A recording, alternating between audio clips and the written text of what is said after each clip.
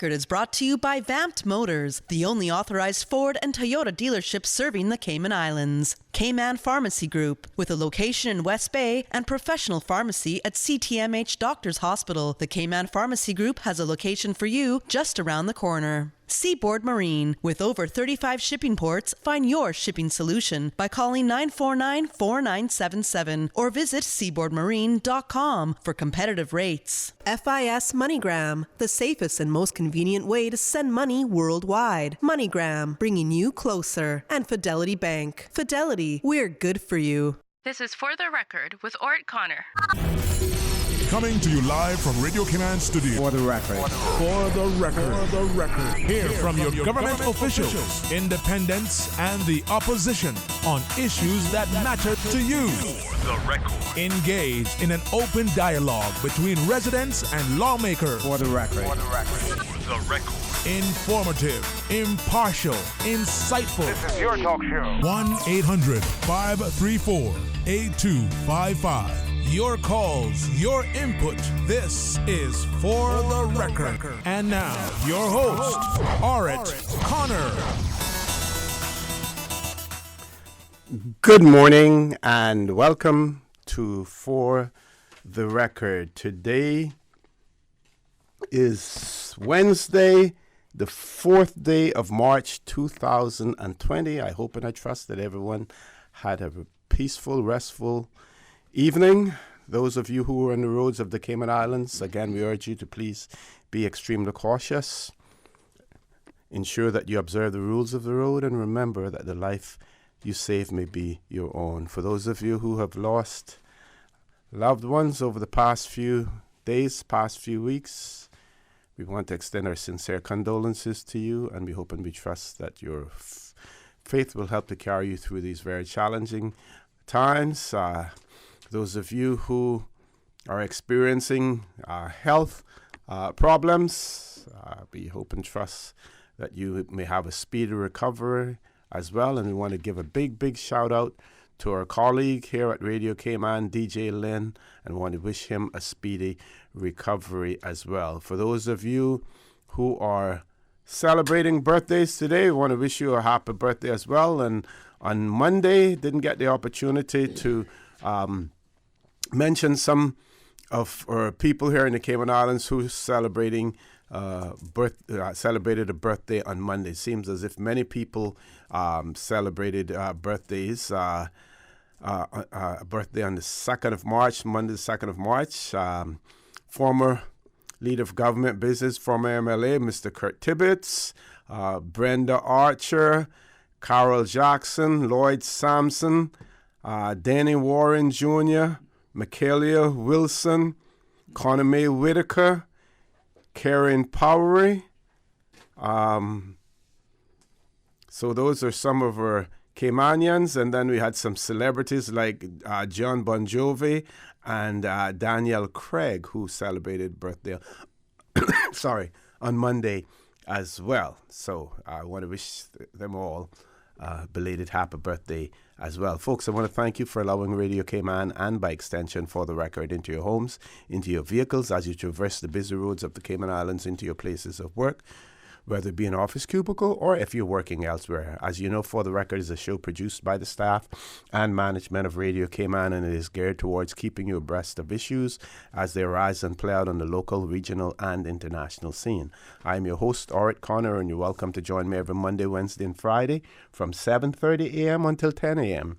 Our phone lines are always open. There's always someone there waiting to take your calls. Back behind the controls this morning, none other than that beautiful radio voice of Miss Susan Watson. You can call us on our toll-free number, provided courtesy of Flow. That toll-free number, 1-800-534-8255. You can also call us on 949-8037 and 949-6990. Of course, if you don't like to talk on the telephone, email us at For the Record, one word, For the Record at CANDW.KY. WhatsApp us, 925-3261. You can send us a text message, leave us a voice note, the contents of which will be played during the course of the show. And of course, follow us on YouTube simply by subscribing to Radio Cayman live stream. My pleasure to have in the studio with me this morning none other than MLA, Mr. Ezard Miller, who represents the District of Northside in our Legislative Assembly, and he has brought along with him this morning none other than the good doctor, Dr. Steve Macfield. Gentlemen, good morning. Welcome to For the Record. Morning, OC, and it's good to be here, and I'm glad to have Dr. Steve Macfield here because I think he can bring a legal mind to some of the things that I'm complaining about, particularly related to the Speaker's position and what the government are conspiring with him to do. Okay. Doc, morning. Welcome back, sir. You, Mr. For the Record, and good morning to Mr. Miller, my colleague here. And good morning to all the people in For the Record land. Those are present, those are abroad. You know, when I got my call from you yesterday, last night, late, right? Orrett, it's like, I don't know why I get so excited to get my. It just like it reminds me of when Miss Gwen called and said you were going off to sea. I couldn't sleep last night waiting to get up at the regular time so I could get in early so I didn't get into traffic jam. So that tells you how eager we are to come on your radio show and to assist in bringing information and stuff to your listeners locally and abroad. And I'm so happy to be here with Mr. Miller this morning. It's certainly a pleasure to have you here, Doc, as well. Mr. Miller, you put out several, was it one or two statements? Three. Another one is coming soon again. Three last week in relation to issues that arose in the last week or so. Want to talk about those? Yeah, because I have serious concerns on the erosion of the respect and functionality of the Speaker in our Legislative Assembly. And while some people may claim that we don't have a written code of ethics, we had an outline for a code of ethics that was agreed and tabled in the Legislative Assembly back in 1999, I think it was. But all of us understand as members of the Parliament the privileged position we hold, and by that privilege that we enjoy there, the public has a right to hold us to a higher level of moral conduct in the society. And while I can and have much empathy for the person occupying the Speaker's position and his declared concerns about his own health, and I certainly will support and do anything that I can do to make sure that he gets the best treatment that's available in the world for his problems. Having said that, I have to say that I do not support the idea and the way this whole thing has transpired, where the Speaker has self-diagnosed, has self-prescribed, has granted himself leave of absence to get whatever treatment he decides he should get. What I think needs to happen is that, given the express, now public concerns by Mr. Bush, I believe that the Premier and the government of which he's a part should make sure that he gets proper professional consultation and that he gets proper professional rehabilitation treatment. I can say here today unequivocally that if the Premier brings such a motion to the Legislative Assembly to grant the Speaker a leave of absence, which is the way I believe it has to be done legally. I don't think he can grant himself leave, and I don't think the Premier has the constitutional or the legal authority to grant a leave of absence. And the Constitution itself doesn't speak to a leave of absence exactly. either. Mm-hmm. And our standing orders are silent, so we have to go to Erskine. But what the motion should contain, without any personal details, we're not interested in that. Mm-hmm. But it should identify, in my mind, the cause and prescribe the treatment, and also ensure that government is going to pay for his treatment.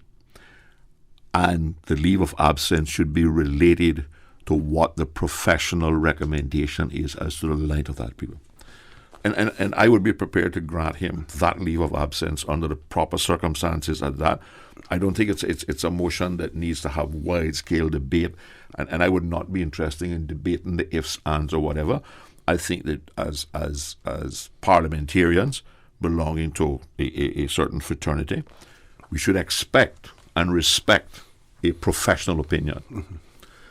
I would be prepared to we can't grant him beyond March next year when the House is dissolved, but I certainly, personally, would be prepared, right, to grant him the leave of absence up until then, where he receives his salary, he receives his benefits, he receives the health care is covered by government, but it is in a proper professional institution. I think we run the risk now of this, what we have concocted here. I think there is serious risk that we make the matters worse. And I can't subscribe to that. The human part of me doesn't allow that to continue. So as far as the motion of no confidence is, you and the public is now aware because Mr. Kenneth Bryan has issued a statement with his own explanations as to why he will not ask for a special meeting. Right. But I have invited the leader of the opposition to let's table the motion so that the Premier understands that the motion is not going away, and it will be there whenever Parliament is called, because none of us know when that's going to be again, right? Hopefully it's before the dissolution in March, right? Because remember, we have a 2-year budget, so we don't even need to call it for Finance Committee. Right. And I think we have to continue, and this is now, I believe, squarely in the hands of the public. Okay. Right now, I would like to challenge every sitting member of the Legislative Assembly to hold a meeting in their constituency, right, for their constituency, and explain what their position is on this. I don't think silence is an acceptable alternative, nor do I believe what is going on is fair to the process either, because what the EIU reports to me is that individual elected members, other than those of us who have declared our position, are talking on a private basis to the constituents, and that position is varied depending on who you're talking to, right? When you make it public, you can't vary it. And I think we should all be big enough people and respect the institution enough to come out and have a meeting in our constituency. I would also add that if they have not had meetings in their constituencies within the next 7 to 10 days, I am prepared, right, to go, for instance, to the South Sound Community Centre, right, and ask, where is Mr. McTaggart? Why hasn't he talked to you? To ask Miss Barbara, where are you? Why haven't you talked to your people? Where is Mr. David White? Why haven't you talked to your people? Equally so, I'm prepared to go to Bordentown Civic Centre and ask for Mr. Seymour and go West Bay and ask them, right? Because the other ones have declared their position. Whether I agree, which I don't, with what Mr. Bryan said, because I think that, and some of this may be because he's so new in a fraternity, is that he doesn't fully appreciate all of the intricacies that goes along with protecting the image of that fraternity. And I repeat, my concern has nothing to do with what happened and whether it is a crime or what the police are doing. That is a separate thing of which I will not concern myself, right? So therefore, my approach to this has nothing to do with the outcome of that, right? The fact that there is sufficient evidence in the public domain that something happened, the way it happened, the place it happened, and that is not the first. This is not the first roadshow of similar activities. I think I have a responsibility to call attention to a behavior which is unbecoming of the Speaker's chair. Okay, we're going to take a commercial break. When we return, you mentioned the fact that your concern basically is, for the well-being, the health and well-being of the Speaker, and wanted then, when we return, discuss whether or not it is possible for all all of those involved, Premier, the Speaker, the Leader of the Opposition, and yourself, to sit together rather than doing it in a public forum, and sit together and arrive at a solution that addresses the concerns that you have. Let's talk about that when we return. Folks, please stay tuned. For the record, we'll be back shortly. The Cayman Islands boasts of a long, colorful, and rich history. In tribute to our roots, Radio Cayman, the voice of the Cayman Islands, is pleased to bring you the historical vignette series, The Cayman Islands, He Hath Founded It Upon the Seas. The Bay Islands of the northern shores of Honduras, including Utila, Rotan, and Guanaja or Panaca, along with the islets of Elaine, Barbarat, and Murat, saw a rather rapid and dramatic settlement of Caymanians following emancipation in the Cayman Islands. In 1850, Captain R.C. Michael visited Rotan and would later lay claim of the Caymanian migrants. Of the former slaves, he stated, "The mass of population is a fine race.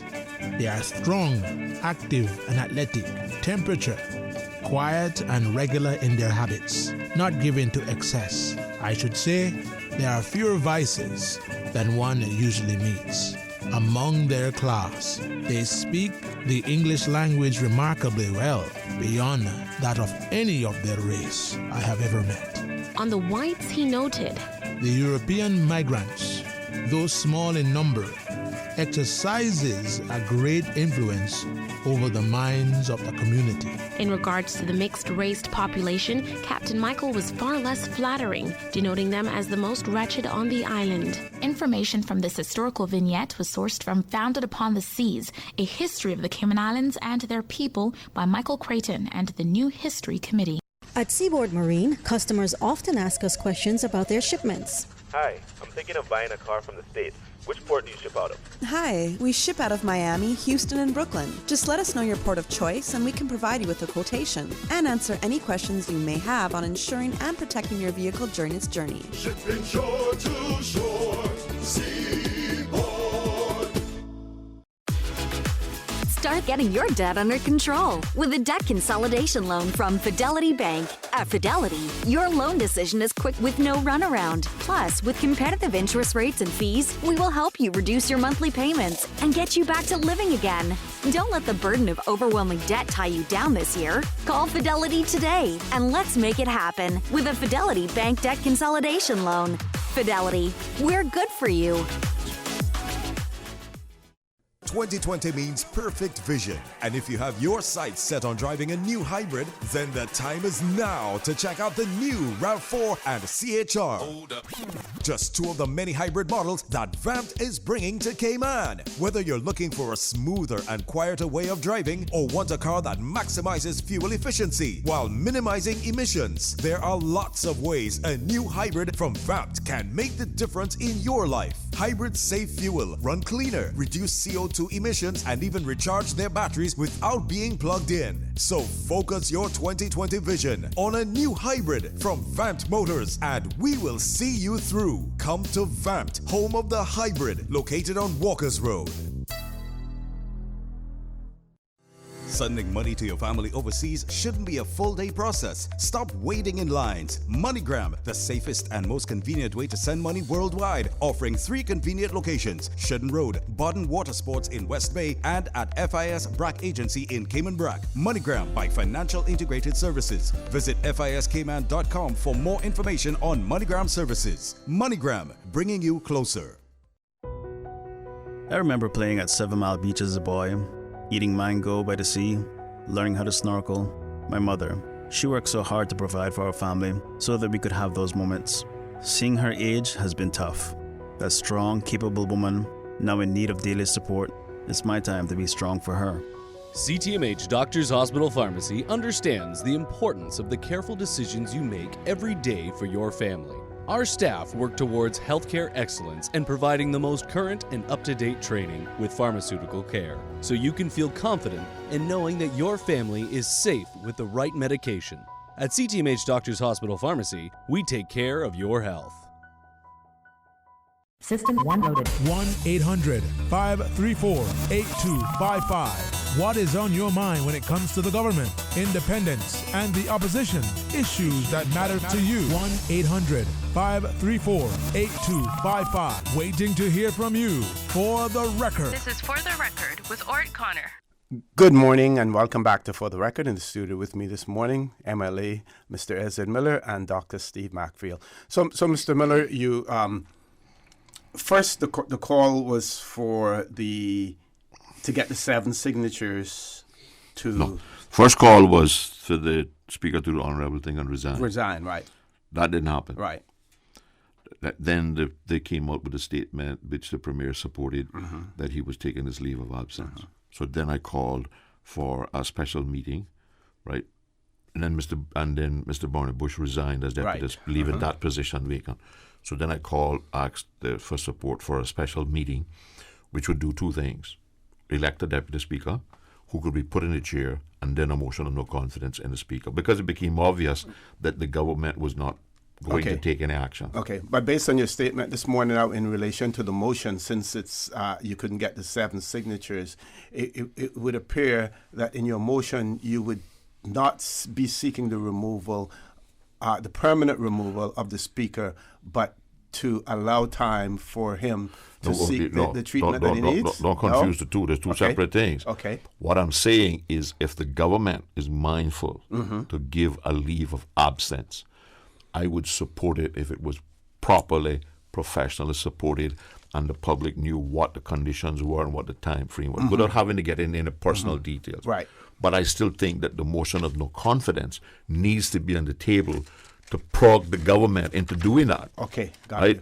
it. And what I went on to say was that I think, and I have spoken to I have sent a WhatsApp to the leader of the opposition suggesting that we go ahead and table the motion of no confidence now, so that the Premier understands that time is not going to erode that motion, right?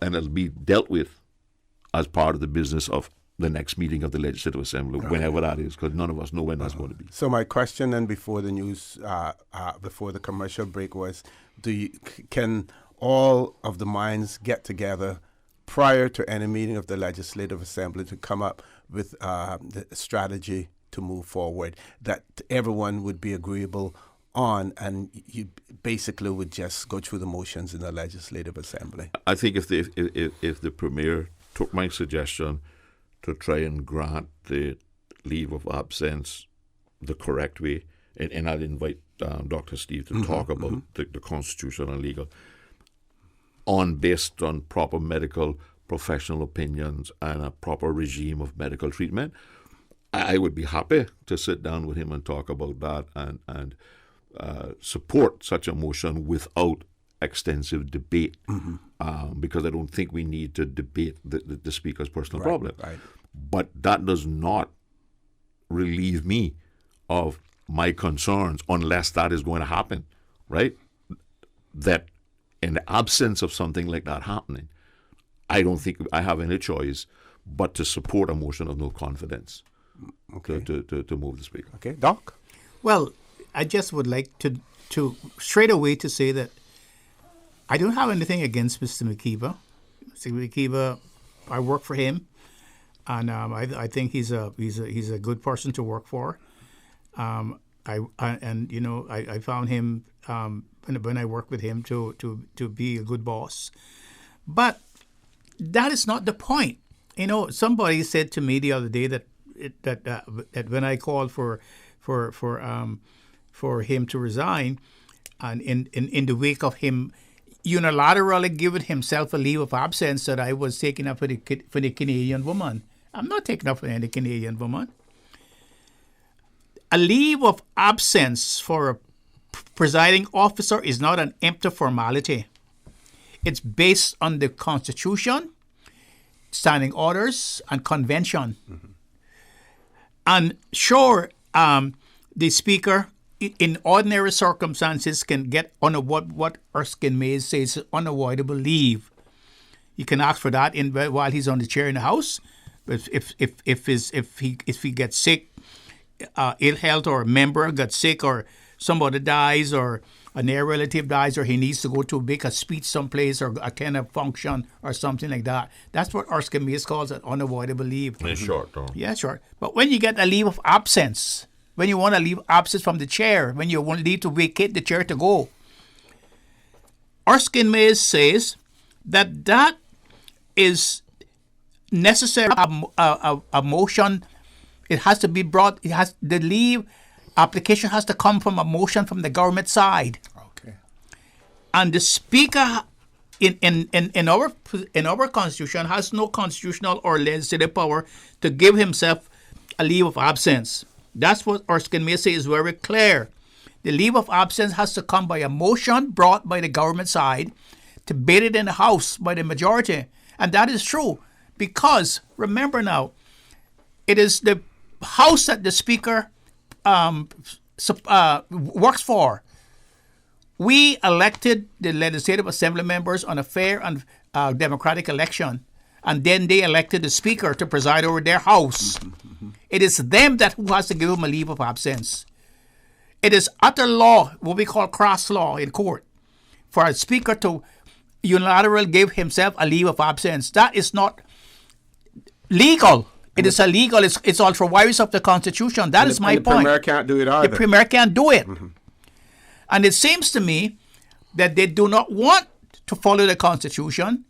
Otherwise, they would have called the Legislative Assembly together quickly, brought the motion, and got the leave of absence. Now, is this something that is challengeable by way of judicial review? Of course. Because it's a court that has the power to preside over whether something is authorized or not authorized of the Constitution. It's the court. It's the Grand Court. Yes. And so forth. And so I would just like to say that it has nothing to do with assault with the presiding officer, the Speaker, Mr. Bush. It has to do with what they have said that they have done.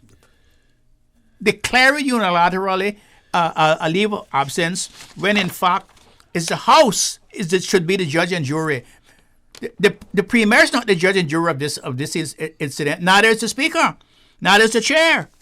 It is for the members to determine the action to be taken, if any action is to be taken. The Chair has no authority to suspend itself, and that is a constitutional position. And so I am wondering how long can they not come back to the House and do the right thing and bring the motion and ask the House for a leave of absence on behalf of the Speaker. Okay, I want to thank you very much for that, Dr. Steve McPhail. We reached the top of the hour for the 8 o'clock news. I just want to say to our listening and viewing audience that the discussion that is taking place this morning is centered around our Constitution, laws, and procedures, that we're really not here to discuss the alleged incident or the Speaker in personal terms, but the procedures as they relate to our Constitution, as they relate to the standing orders of our Legislative Assembly, as they relate to Erskine May, which really is the legislator's Bible at the end of the day. Folks, please stay tuned for the record. We'll be back immediately after the 8 o'clock news.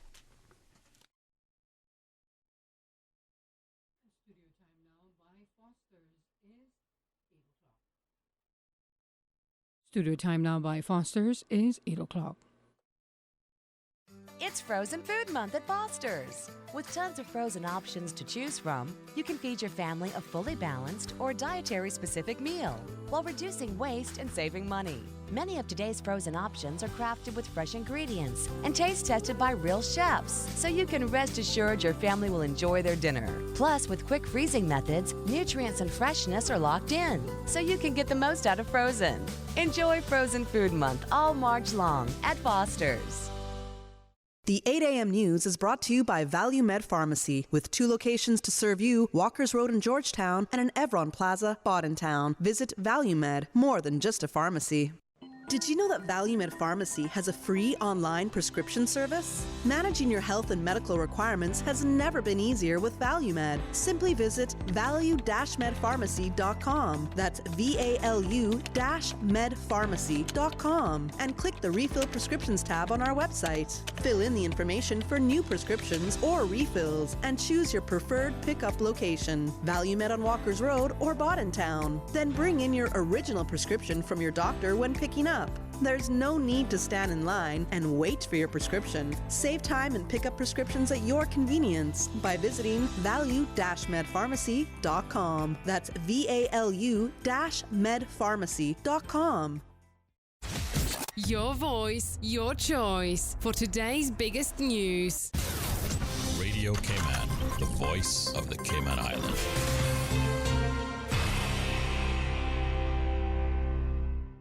With your latest news, I'm Carsley Fuller. The tourism ministry says there's no truth to media reports that Carnival Cruise Lines has dropped Cayman from its Western Caribbean itinerary. The ministry says it's continuing to work collaboratively with cruise partners and are adhering to established medical protocols with respect to the docking of cruise ships and landing of cruise ship passengers in the face of the COVID-19 coronavirus. Tourism Minister the Honorable Moses Kirkconnell says government is taking the potential threat very seriously. And the Ministry of Health, public health officials, and the management of the Health Services Authority have confirmed that there are no cases of coronavirus in the country at this time. He adds that while his ministry will continue to be guided by the Ministry of Health and medical professionals, it's important that on a personal level, everyone on island take responsibility for their own well-being by following general infection control measures like washing your hands or covering your mouth when coughing and sneezing. In other news, although it isn't officially part of the Honoring Women calendar month, the current exhibition at the National Gallery, Island of Women, is another way the community is celebrating the feminine contribution to society. Join the National Gallery at 6 p.m. on Wednesday, March 4th for a special screening of Her Story is Our History, the women's suffrage movement in the Cayman Islands. I'm Atu tells Radio Cayman. The film will be introduced by Tammy Ebanks, policy analyst and former policy advisor of gender affairs with the government. For more information or to RSVP, call the National Gallery at 945-8111. The film is being screened in National Gallery's Dart Auditorium with complimentary refreshments. And pageantry and fanfare at the William Allen McLaughlin Civic Center as the Cayman Islands Cadet Corps welcomes 43 new members during its passing out parade. More from CIGTV's Donna Bush.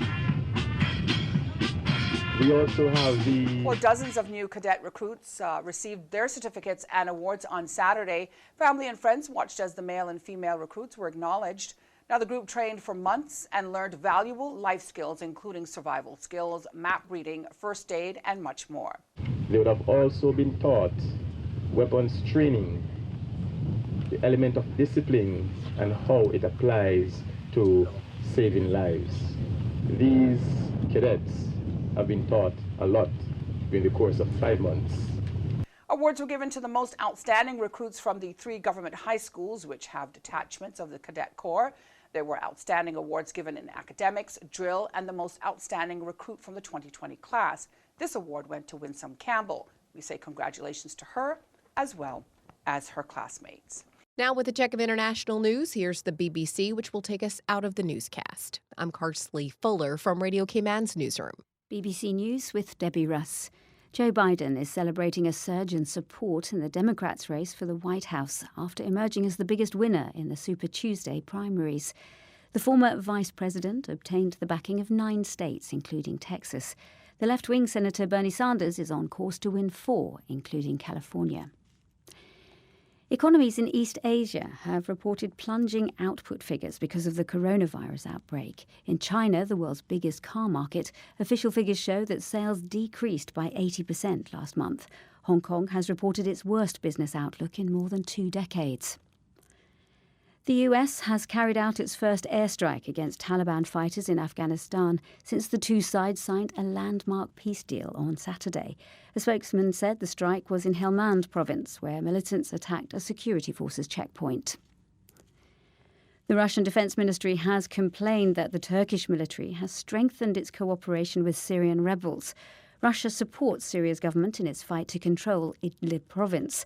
A spokesman said massive artillery shelling of Russia's airbase in Syria had become a daily occurrence.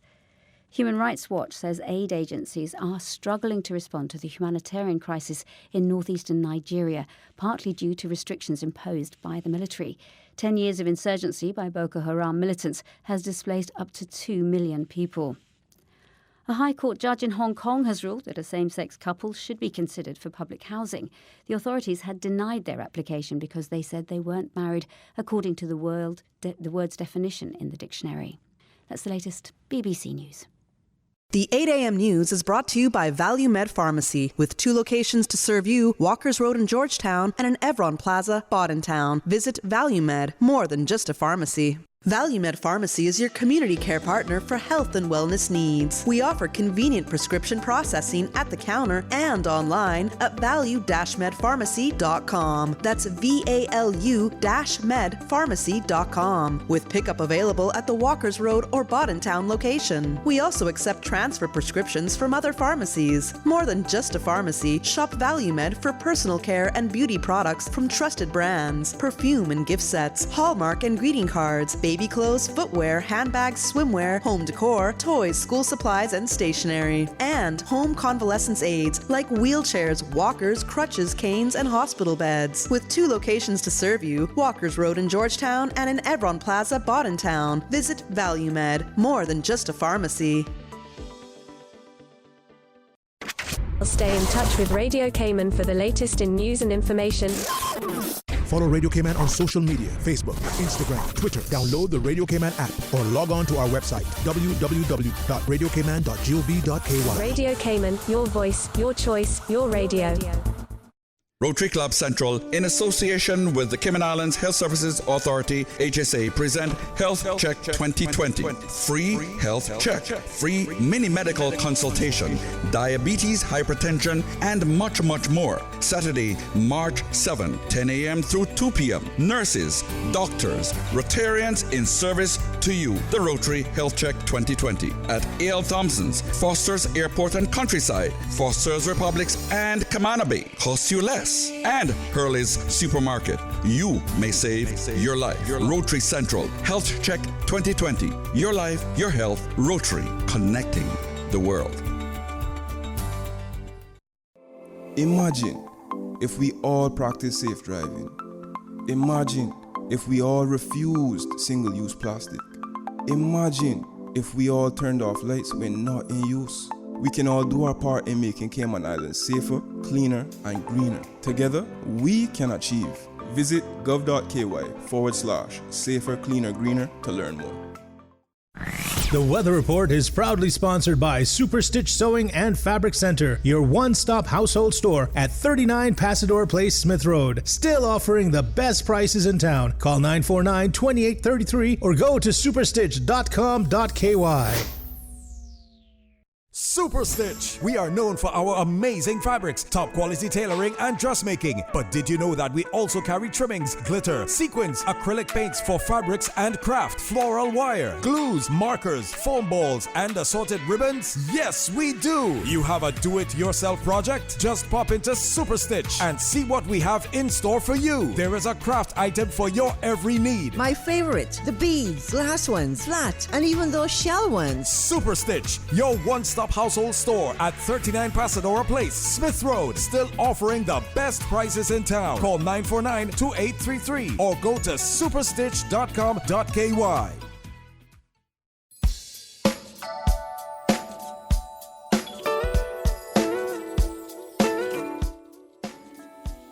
A pleasant good morning. Let's take a look at the latest weather report. Current temperature is 77 degrees. Relative humidity is 95%. The barometric pressure is 29.97 inches and rising. The wind is northeast at 5 knots. Overnight low temperature was 74 degrees. Synopsis indicate moderate southeast and slight to moderate seas will continue across the Cayman area for the next 24 hours in association with a ridge of high pressure lingering north of the Caribbean. Radar images show isolated showers in and around the Cayman area moving northwest. Now the forecast for today calling for partly cloudy skies with a 20% chance of showers, and temperatures will be in the mid-80s. Your winds will be east to southeast at 10 to 15 knots, and seas will be slight to moderate with wave heights of 2 to 4 feet. Pretty much the same for tonight, partly cloudy skies with a 20% chance of showers, and temperatures falling to the low 70s tonight. Winds will be east to southeast at 10 to 15 knots, and seas will be slight to moderate with wave heights of 2 to 4 feet. Low tide will be this afternoon at 12:38, high tide this evening at 5:37. The sun will set this evening at 6:31 and will rise tomorrow morning at 6:42. And the outlook is calling for light east to northeast winds and slight seas from Thursday night into Friday morning as the ridge of high pressure moves east of the Caribbean. That's the very latest on your weather report.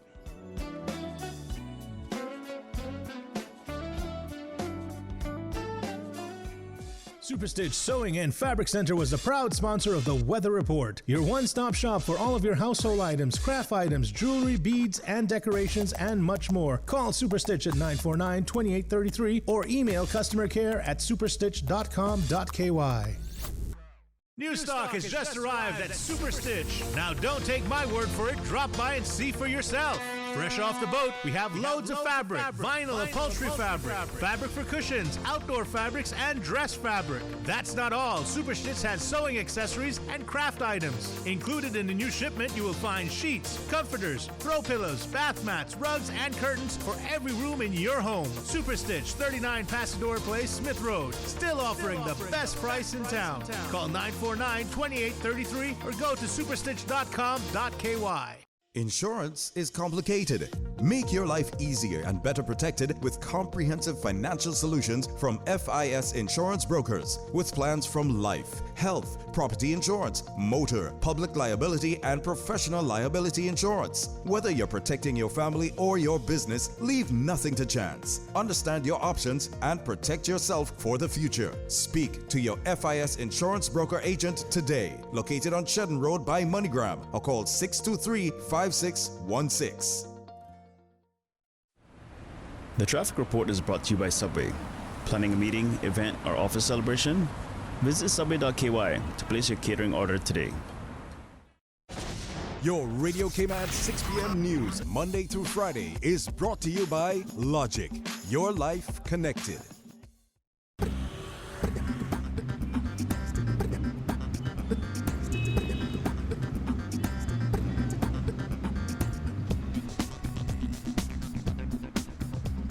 Good morning once again. Let's take a look what's happening traffic-wise.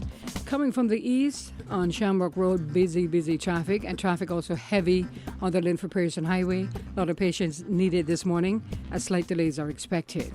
And traffic is also busy coming off of Bobby Thompson Way and looking towards the West Bay four-way stop. Traffic flowing pretty good, as well as on Eastern Avenue and on Godfrey Dixon Way.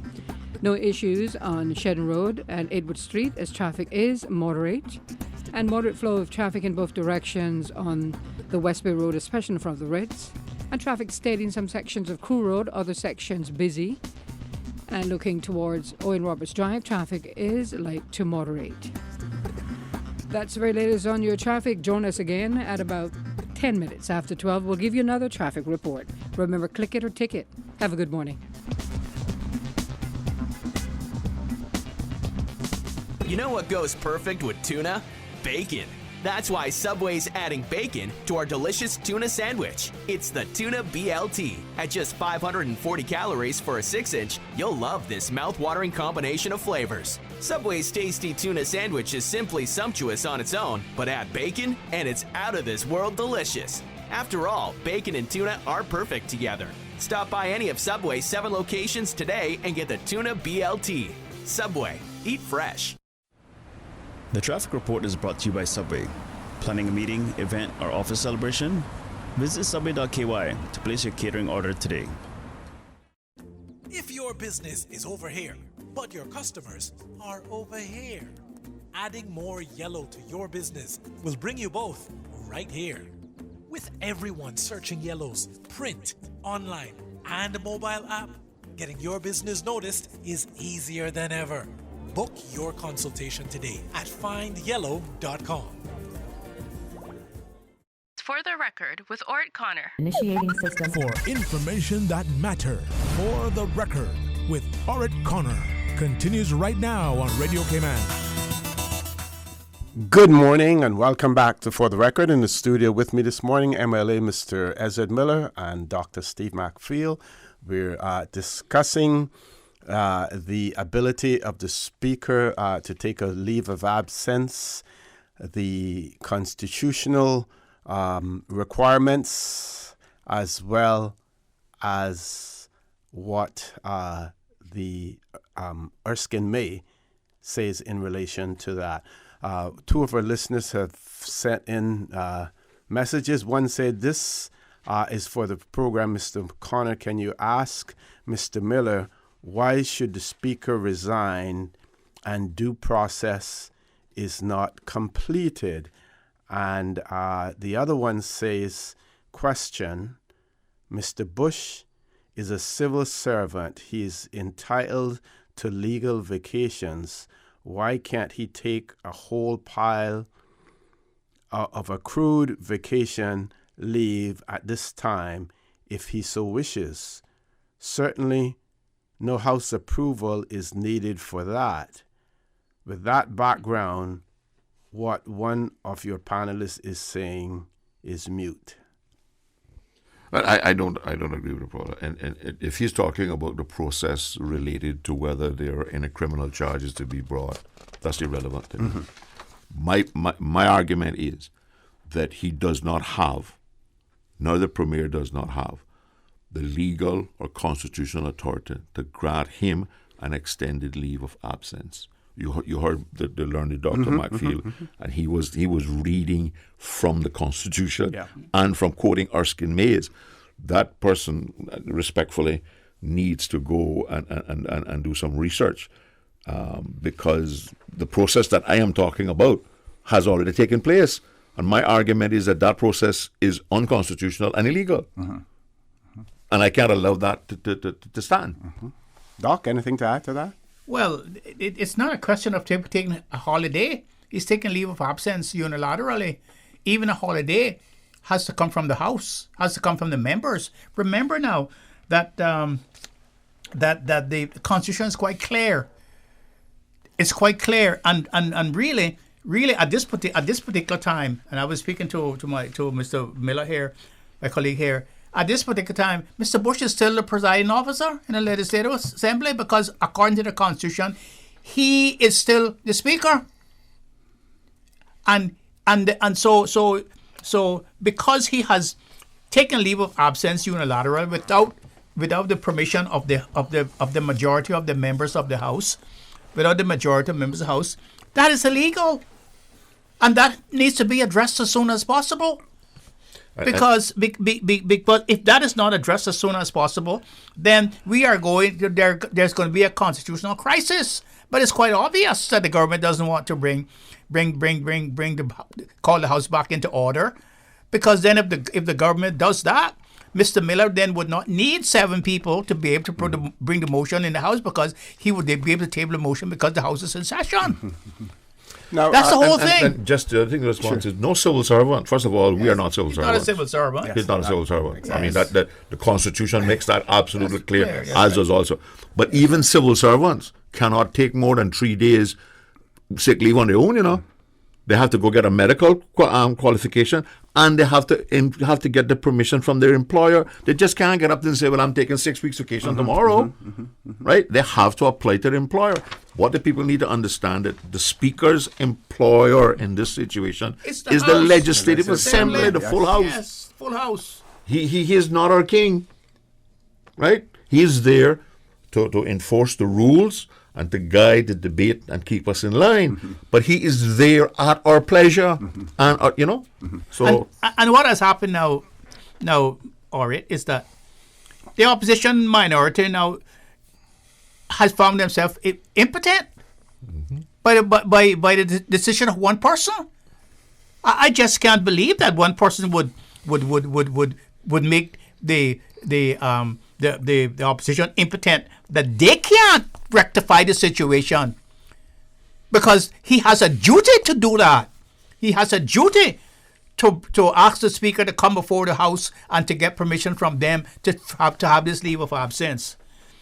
But the people voted in their thousands and for the two parties, and it seems to me that the people's voice and their vote now has been castrated and subverted. That's what it is. I just can't believe that you're a member of the Legislative Assembly, a member of a Commonwealth Parliament, where we adopt and we adopt all of the rudiments of the Westminster system and Erskine Mays and what's not in our standing orders. We have to go mute the standards to the standing orders in the Common and the House of Commons. Yes. Mm-hmm. And you mean to tell me that one member of the opposition will hold up the position where the Constitution is being subverted? I just could not believe that when I heard that. Well, the question may be asked, and one of our listeners has really asked that question, whether or not that member is really a member of the opposition, or is that member an independent member? Remember, all the members, the Legislative Assembly. Remember, all the members of the opposition are independent. That's the difficulty I had with them. They would not unite and to go forward to form a party. Mm-hmm. But and again, I think that we have to call into question Mr. Bryant's judgment, whatever his rationale is, and I trust that he has a good one and he can go and explain himself. But we were not holding the meeting does not pass the motion. No. All calling the meeting does is put the motion on the floor of the Assembly where it belongs, and the government has the majority. Yes. And he would be free to vote with the government or vote against it, vote for or vote against the motion, right? Mm-hmm. So what the provision in the standing orders does is it allows the 7 members on the opposition bench to call a meeting, because the standing order said the Speaker shall call a meeting if he gets 7 signatures, and then the matter is then up to the individual members how they want to vote and whether the government wants to support it or not. Okay, now since we don't have a fixed schedule of meetings for the Legislative Assembly, when you look at, let's say, the last 3 years, what has been the norm in terms of meetings of the Legislative Assembly this time of the year, or when would normally be a meeting? Yeah, but you know that I have been advocating and says, listen, we as 19 people or 18 people in consultation with the Speaker should be able to declare every January, we're going to meet in February, June, September, November. All I want is the month so I can organize my life. Yes. We can't do that. Right? And here is the troubling trend by this current government. Take out the budget, which is a long debate on Finance Committee. The standard now for meeting of the Legislative Assembly is from Wednesday to Friday. And if we have 40 laws, they all get passed in a period of time. The other thing it does is, in many instances, it has resulted in private members' motions not being dealt with on Thursdays or truncated because there's only one day for meeting, right? And the government has the ability to suspend standing orders and put government business forward. Listen, if I'm privileged to lead a government in this country, let me tell you, things go change. Legislative Assembly going to be meeting at least once a month on a rolling agenda, right? The way we pass laws is going to change. We're not going down there in 3 days and pass 40 laws. What I would propose is that we have the first reading of the bill, which would be the 28 days after it's published, and one meeting, second reading and another meeting, and the third reading and another meeting. So that at least there's a 3-month spread, right? Plus the month that you had to give to notice it, right? And I would be ensuring that whatever minister is bringing significant legislation to that parliament during that 28-day public consultation, because that's what it's supposed to be, publishing in a gazette that most people don't see, does not achieve public consultation. I would require my minister to go to each geographical district in the Cayman Islands and explain to the people in a public town hall meeting what the legislation is about, what is the purpose of the legislation about, how we are going to resource the legislation, and how we're going to enforce it. And that would be with every piece of legislation or major legislation? Absolutely. Because the people need to know. See, my modus operandi in politics has always been participatory democracy. I believe that the people I represent have the inherent right to know how I am representing them. Yes. How, what, when, and where. But listen to this OC now. Let's get back to this crisis that we're in now. Sure, Doc. Let's get back to this crisis we're in now. Let's look at Section 72. I think Mr. Ezra made reference to this already.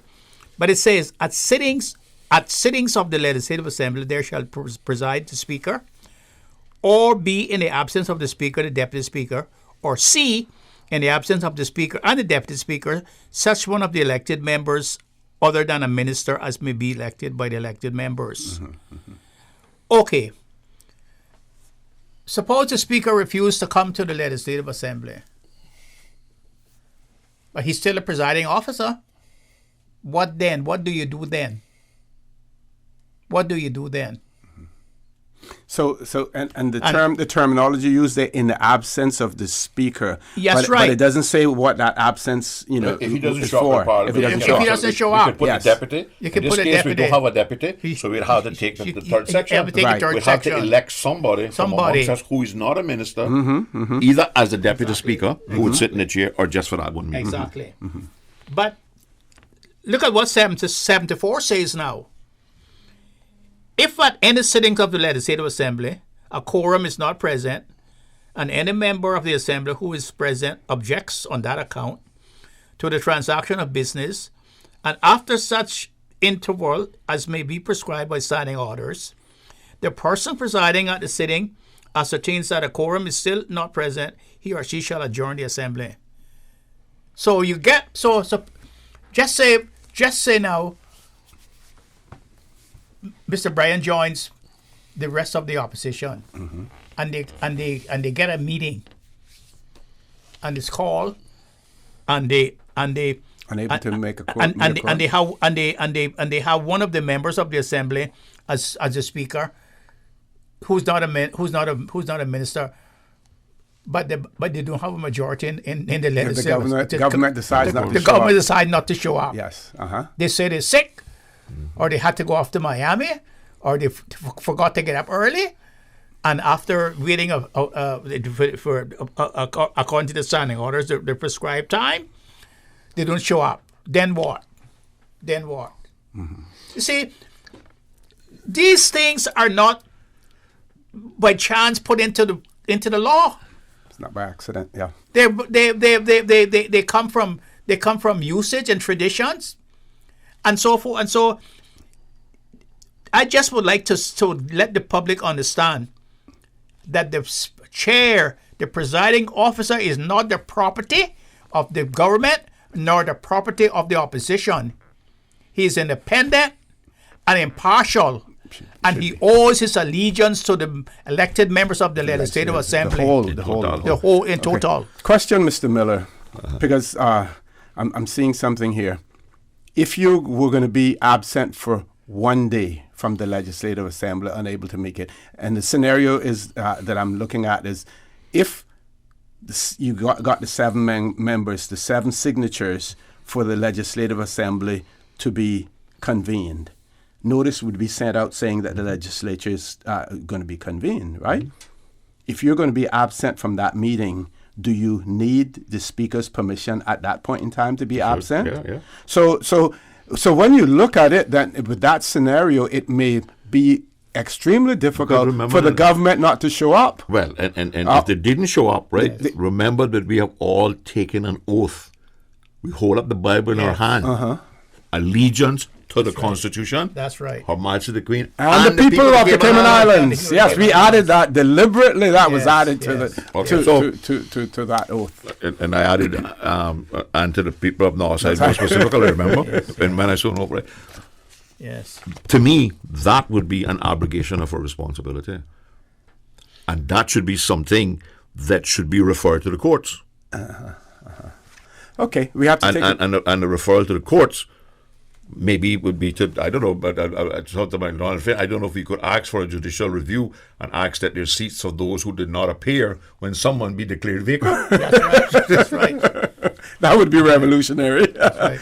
Okay. Or evolutionary. Yeah. We're going to take a commercial break, but when we return, Mr. Dr. Mark Field, one of our listeners, has said that you mentioned the fact that Kenneth, Mr. Bryan, has a duty to vote, to join with the opposition. He has a duty to uphold the law. Okay. The law of the Constitution. Okay. That's what he has to do. They want you to explain that. So Yes. we will have you do that when we return, Yes, folks. Please stay yes. tuned for the record. We'll be back shortly. Yes.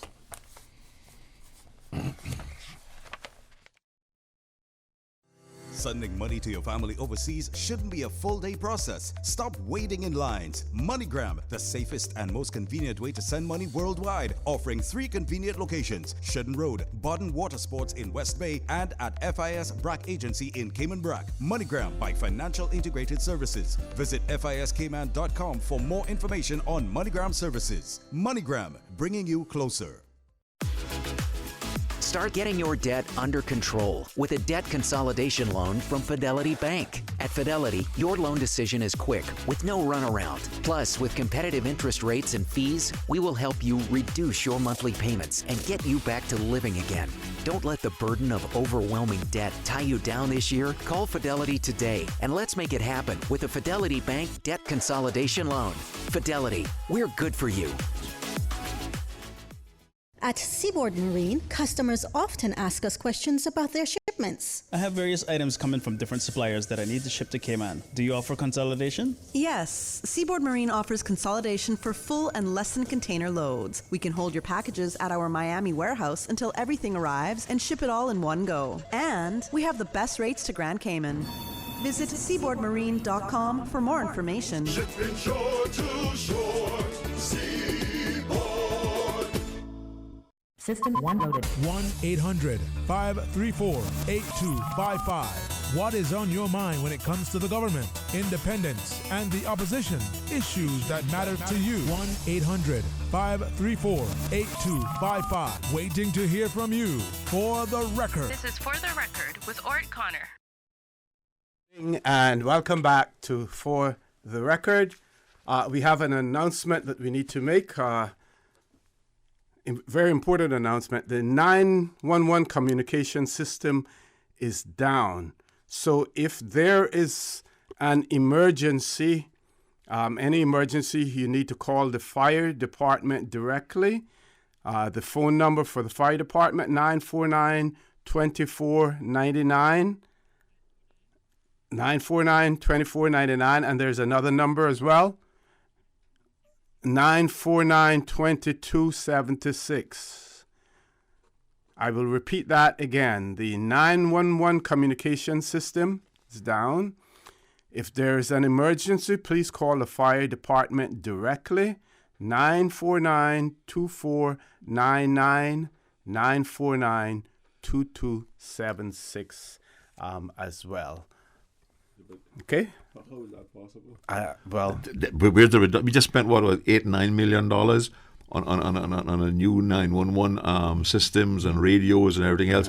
You know, the ICTA really got to get off of there, or whatever seat they're sitting on, and make sure that these telephone companies here and the ICTA providers are doing a much better job. But if it's made by humans, it's always susceptible. Yeah, but that's why humans have redundancy, right? Yeah, you make provisions. There's a reason why we have 2 kidneys, 2 lungs, and 2 other things, you know. Yes. Yeah. So Doc, you're just let me explain to your readers again. Yes, please.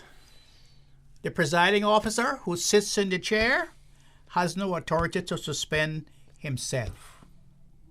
Is that clear?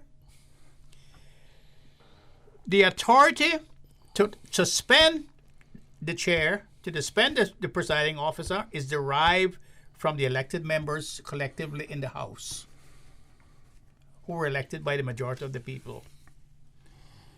Because he has suspended himself unilaterally, it means that it is unconstitutional, against the law, outside of the law. Mr. Bryan, who is a member of the Legislative Assembly, has a duty to uphold the law in which he gave his oath before he sat in his seat to do. Mm-hmm. To not do so is a subversion of the Constitution itself. That is the reasons why I say he has a duty now to uphold the Constitution. It's not whether he likes Mr. Bush or don't like Mr. Bush, or waiting for the police to bring a charge or not. That is not the point. The point is that Mr. Bush has gone along and has unilaterally gave himself a leave of absence outside the scope of the Constitution and outside the scope of the standing orders. And Mr. Bryan, as a member of the House, has a duty to see that the Constitution is obeyed, at least inside the House, and the standing orders are obeyed and they're applied. So to not do that is subverting the Constitution and the standing orders in which he gave his allegiance to the Queen. Okay, one question, but that doesn't only relate to the one member of the opposition who didn't sign. It's all of the members of the Legislative Assembly. But the government, through the other members who are not on the opposition bench, the Premier has already agreed on their behalf to the illegal grant. Okay, exactly. Got you. So it would be unreasonable to ask them. Because they've already agreed that they don't support the Constitution. Okay. We have a caller. Let's go to the phone lines. Caller, good morning. Welcome to For the Record. Good morning, OC. Good morning, Dr. Good morning, sir. So, my honorable colleague, Mr. Miller. Your ears must be ringing this morning. Yes, they are. First, I want to thank the gentleman in the room for having this discussion. Obviously, it's a very important one, and the technical details of what is transpiring is very important. So, I want to join the conversation to make sure things are clear as to what my position is and why I've decided what I have to do. Because I know a lot of people are going to do a little bit of politics. And I know that's part of the game to try to blame Kenneth. I get that. My shoulders are broad. My mom brought me up strong, so I can handle it. Now, I'm glad, OC, that you highlighted the fact that the obligation that is being portrayed now, which is a reasonable obligation, is not only on Kenneth Bryan, because what they're saying is, I blocked this vote. You need 7 members. That's what the standing order says. 7 members of any one of the 19 to sign it. And Mr. Miller knows that. So I don't know why they're targeting me. I thought I was the one who stood up for a lot of the things that they're defending, but that's fine. I don't know what their ulterior motive is.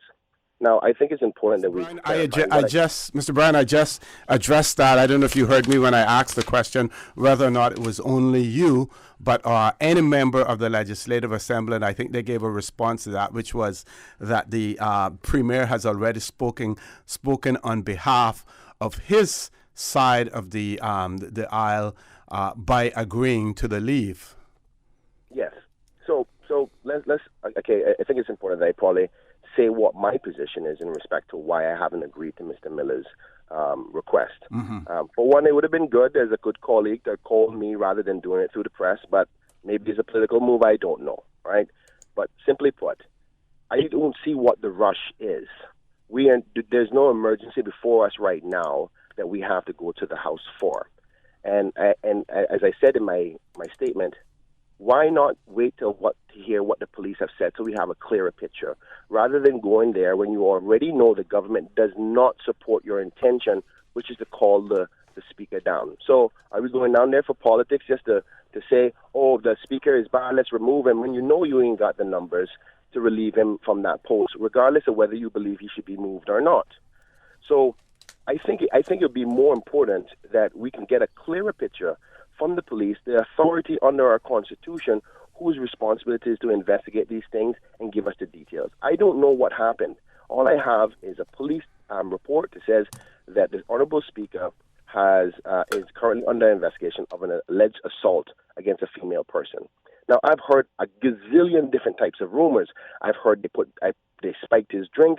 I heard he was punching her. I heard her and her friends were kicking him. I heard they were taking. Mr. Bryan, I don't want to go down that argument because that is totally irrelevant. My concern has nothing to do with what the police is doing or whether there's any criminal activity. My concern has to do with the process by which the leave of absence was achieved. Exactly. Nothing to do with whether he had done anything wrong in terms of criminality or whether the Border Police investigating. Fair enough. He could have taken a leave of absence. He could take a leave of absence because he wants to go on a holiday. Fair enough. So It has nothing to do with that. And Mr. Bryan, just let me say this. When you take a leave of absence from the chair without permission from the majority of members of the House, yes, you are in contempt of the Constitution. Okay. And you're not, and that action is illegal. Okay. And you have a responsibility. You have a responsibility to uphold the dignity of the Parliament and to defend it against disrespect and affront. Okay. Go ahead, Mr. Bryan. Okay. Thank you so much, Josie. So what we're arguing about today is the process upon which the government has decided to illegally give him leave. Am I correct? Am I understanding that? Yes. What we're talking Yes. about? Okay, fine. So you're saying that he actually has not been given legal leave, correct? Mr. Bryan, I'm with just respect, trying to understand what you're saying. with respect, if you read the standing orders, and if you read Erskine Mays, and if you read the Constitution, you'll know that the chair cannot unilaterally give himself leave of absence. I'm not disputing that. What I'm asking you is I want to know what you're arguing. Because if you're arguing that because the government has done something wrong, when you know you can't correct it because you don't have the numbers, what's the purpose of going down there to debate that rather than wait till the Principle. Win, lose, or draw. I have a duty to uphold the principles involved in the constitutionality of action taken. And I agree with you. And to defend the House, and to defend the House in which you gave your vote that you would do. Well, Mr. McFeel, I do respect you very much, but I defend the people of the Cayman Islands every single day. Not the people. Not the people. Defend the Parliament, the rules of Parliament. Well, here's how I'm also defending it. I'm making sure that when I make a decision, I have all the facts clear as day. Now, we're just making this hoopla and decision on the basis of Mr. Bush's own statement, which is very ambiguous. You talked about that already. But Mr. Brown, what they're saying is no. Don't confuse the matter here. Now, I'm not going to do that. The facts. You have your own show. You can. The facts lie in Erskine May and in our Constitution in terms of what the Speaker can do and what the Speaker can't do. That's really what we're seeking to address. Mr. Bryan, the Constitution is clear. The standing orders are clear. Erskine Mays are clear. The editorial of the Compass is clear. And the people's comments are clear. Mr. McFeel, I'm not doubting what you're saying. I did not say that you were wrong in any capacity. I am saying that you're arguing with the wrong person. You know that the government, you just said so, the government has said, listen, whether you believe it's right or wrong, this is the decision that we're doing, right? And I'm saying to you, what's the rush? You cannot give the police department of this country 7 more days before we go out there. Mr. Bryan, if you continue to talk about the police, I'm going to ask Mr. O.C. to cut you off. This has nothing to do with the police. You understand my position, please? My position is the same too. Okay. We're talking about procedure. We're talking about procedure. About the procedures related to the Parliament. I am not going to entertain a discussion about the police investigation. It's obviously, Mr. Bryan, that you do not understand the parliamentary procedures in which the House that you sit in, you do not understand the procedures of that. And I suggest that you should go and try to take a course and learn those. Oh, wow. Okay. Well, see, I'm surprised, to be honest with you, because I know all the positions that the gentleman just said. I'm disappointed that Mr. McFeel has just said that. I just said that. Again, it's part of politics. I apologize, but I'll tell you what, I'll just leave the show. You're right, Mr. Miller. This is your show, and it'd be rude. No. It's a healthy discussion. You can talk as long as you want about the process. I don't have a problem with that. And if we can't convince you that the interest here is not in relation to a police investigation or anything, but it has to do with the procedures. If the procedures aren't right, just like when. So why are we okay? So why is Mr. Miller then adding on that? Remember his request was, and to vote for the McKeever to step down. If we're talking about the procedures, why is his request about Makiwa stepping down? Because that's the only alternative I have as a backbench member. Say again? Sorry, I didn't Because hear that is the nuclear option that I have as a backbench member. No problem. So okay, if you called me and said, Kenneth, I would like to request a special meeting on the basis of the constitutionality. That's not what you sent to the country. Let's be honest about what you said. Absolutely. You wanted a motion to talk about the removal of the speaker. I said to the people of this country and to Georgetown Central, I want to wait more facts to come out before I make such a decision. Because if you're going to call for a man to step down, you better know what you're talking about. And I know what I'm talking about in terms of the Constitution. Has nothing to do with the police investigation that everybody else is waiting on. Mr. Brown, we have to take a commercial break, but you're welcome to stay on the line. We're going to take a commercial break, and we will continue the conversation with you immediately after. Folks, please stay tuned. For the record, we'll be back shortly. CTMH Doctors Hospital Pharmacy, formerly known as Professional Pharmacy, would like to thank the Cayman communities for their loyal support these past 18 years. Our staff work towards healthcare excellence and providing the most current and up-to-date training with pharmaceutical care. Thorough background checks and follow-up consultations is only the beginning. Your safety is our concern. Our staff are respected healthcare professionals whose job requires careful and precise calculations. Thank you for being a part of our family and for choosing CTMH Doctors Hospital Pharmacy, where we prepare to provide exceptional care. At CTMH Doctors Hospital Pharmacy, we care about your health. 2020 means perfect vision. And if you have your sights set on driving a new hybrid, then the time is now to check out the new RAV4 and CHR. Just two of the many hybrid models that Vamped is bringing to Cayman. Whether you're looking for a smoother and quieter way of driving or want a car that maximizes fuel efficiency while minimizing emissions, there are lots of ways a new hybrid from Vamped can make the difference in your life. Hybrids save fuel, run cleaner, reduce CO2 emissions, and even recharge their batteries without being plugged in. So focus your 2020 vision on a new hybrid from Vamped Motors, and we will see you through. Come to Vamped, home of the hybrid, located on Walkers Road.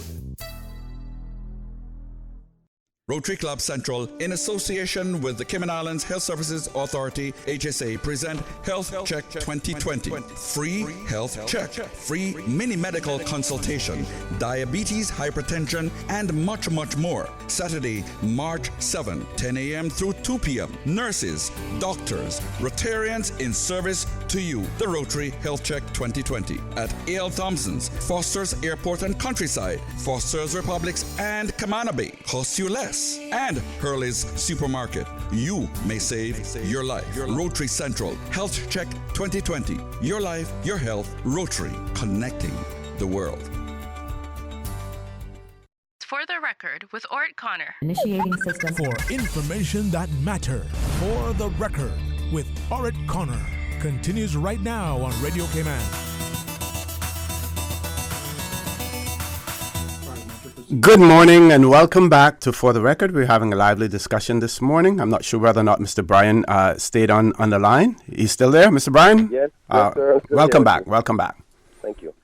If I can just, I really don't want to undermine Mr. Miller because I do respect him. Even though we disagree on this point, he's a good man and I respect him for what he's doing. Okay. I just differ in his viewpoint. Okay, so here's what I'll say, Mr. Miller. You're saying that the process of his leave is unconstitutional. I may not disagree with you with that, right? But what you sent out by way of a request, you didn't even send it to me personally, out of respect as a colleague. You sent it out through the press. And what you sent out was a debate whether the Speaker should be removed. So if you want me to respond to that, I said to you, listen, I think that removal part is premature without all the facts. Now, if you want to change your request to say that we want to talk about the constitutionality of his absence of leave, then maybe I'd be happy to support that. But you know that when you call for a special sitting of the House, you have to talk about specifically what the special sitting of the House is about. That means you can't go outside the lines of that discussion. Now, you tell me what it is that you're requesting so I can respond appropriately, because it seems that has changed. Mr. Miller? No comment. Hello? Mr. Miller doesn't want to comment on that, but you have explained your point in relation to that. I think Mr. Miller has said... OC, this is what I'm worried about. Uh-huh. There seems to be games being played. I take this decision very seriously. Okay. I've spoken to my constituents. They said, listen, if this is about the speaker, Kenneth, wait till you hear back from the police so you can get a clear picture. And that's what I'm doing. I'm guided by my constituents. And most people I've talked to, and I must say that there's some say, listen, Kenneth, get rid of the man. But I have a duty and a responsibility to do it the right way. And waiting 7 more days to hear from the police in respect to his removal is one thing. If you're talking about his constitutionality of his leave of absence, I'm happy to debate that. And I'll be happy to sign that. Okay. But you need to be clear on what your request is. Anyway, I apologize. Before you go, one observation, one question. Mr. Miller... I don't know if you were able to listen to the first part of the show as well, but Mr. Miller is also in favor of a motion being brought to the Legislative Assembly requesting the leave for the Speaker for him to take care of his situation, to address his situation. And if such a motion were brought to the House, Mr. Miller has said that he would certainly be in favor of that. He didn't see a leave being granted until, say, May of next year, because elections are due in May, but a reasonable period of time with some medical certification or something to say that this has taken place, that he would be amenable to that. So he pointed out. My question for you is, do you believe that under the current circumstances with an investigation taking place, and if that investigation were to go further, that the Speaker would be in a position to do his job as Speaker and to function as Speaker, as well? Okay. No doubt, and I made that clear. I'm not afraid to say it either. If there is any further investigation outside of what the police come back with and say, listen, we're proceeding to charge, Mr. Speaker has to step down. There's no question about that. And I made that very, very clear in my statement. But it seems to be that nobody wants to focus on what I said, which is Mr. Miller's approach is just premature. I didn't say he was wrong. I said it's premature. I would like to make my decisions with all the facts possible. So, I mean, if they want to politically categorize me, that's fine. But I'm confident in what I've done. I thought it through. I've talked to my people. And the fact that we can't wait a few more days to hear more details from the police. Now, the police are dragging their feet, and I am really upset about this because the people want some answers. And I get that because this is a very emotive topic, right? Now, they need to come up with some answers so we can make some decisions. But I don't understand. It seems to me that there's something else going on why there's this big rush. We're not sitting in the House right now. I can understand if there was like an emergency where we had to get some funding for coronavirus or whatever else, and then we have this constitutional issue that there's no Speaker in place, that we say, well, we got to deal with this now. But why are we not willing to allow the authorities to go forward? Now, again, he says, I don't want to talk about a police investigation, but that's what his request was talking about, the removal of the Speaker. And my decision is I want to hear more from the police if I'm going to go and debate a decision about removing the Speaker. So if I am wrong for that, then I'll stand wrong. Okay. But I believe the people of Georgetown Central agrees with me. Let's wait to hear more if that is his request. Okay. Now, request, I'll be happy to change it. Okay. And my final question, in relation to the way that the leave has been given now, do you agree with that procedure? And I'm happy to take guidance from my good doctor, Matt Fiela. Even though he beat me up this morning, he is right, and he's the person I go to with guidance with a lot of these things. Now, the fact is, the House says that you have to, any leave of absence has to be voted on by the House. So Mr. Miller is correct in that. But that's not what he requested. If you go back to his release, he said, we want to have a special sitting in the House to elect a deputy speaker and the removal of the current speaker.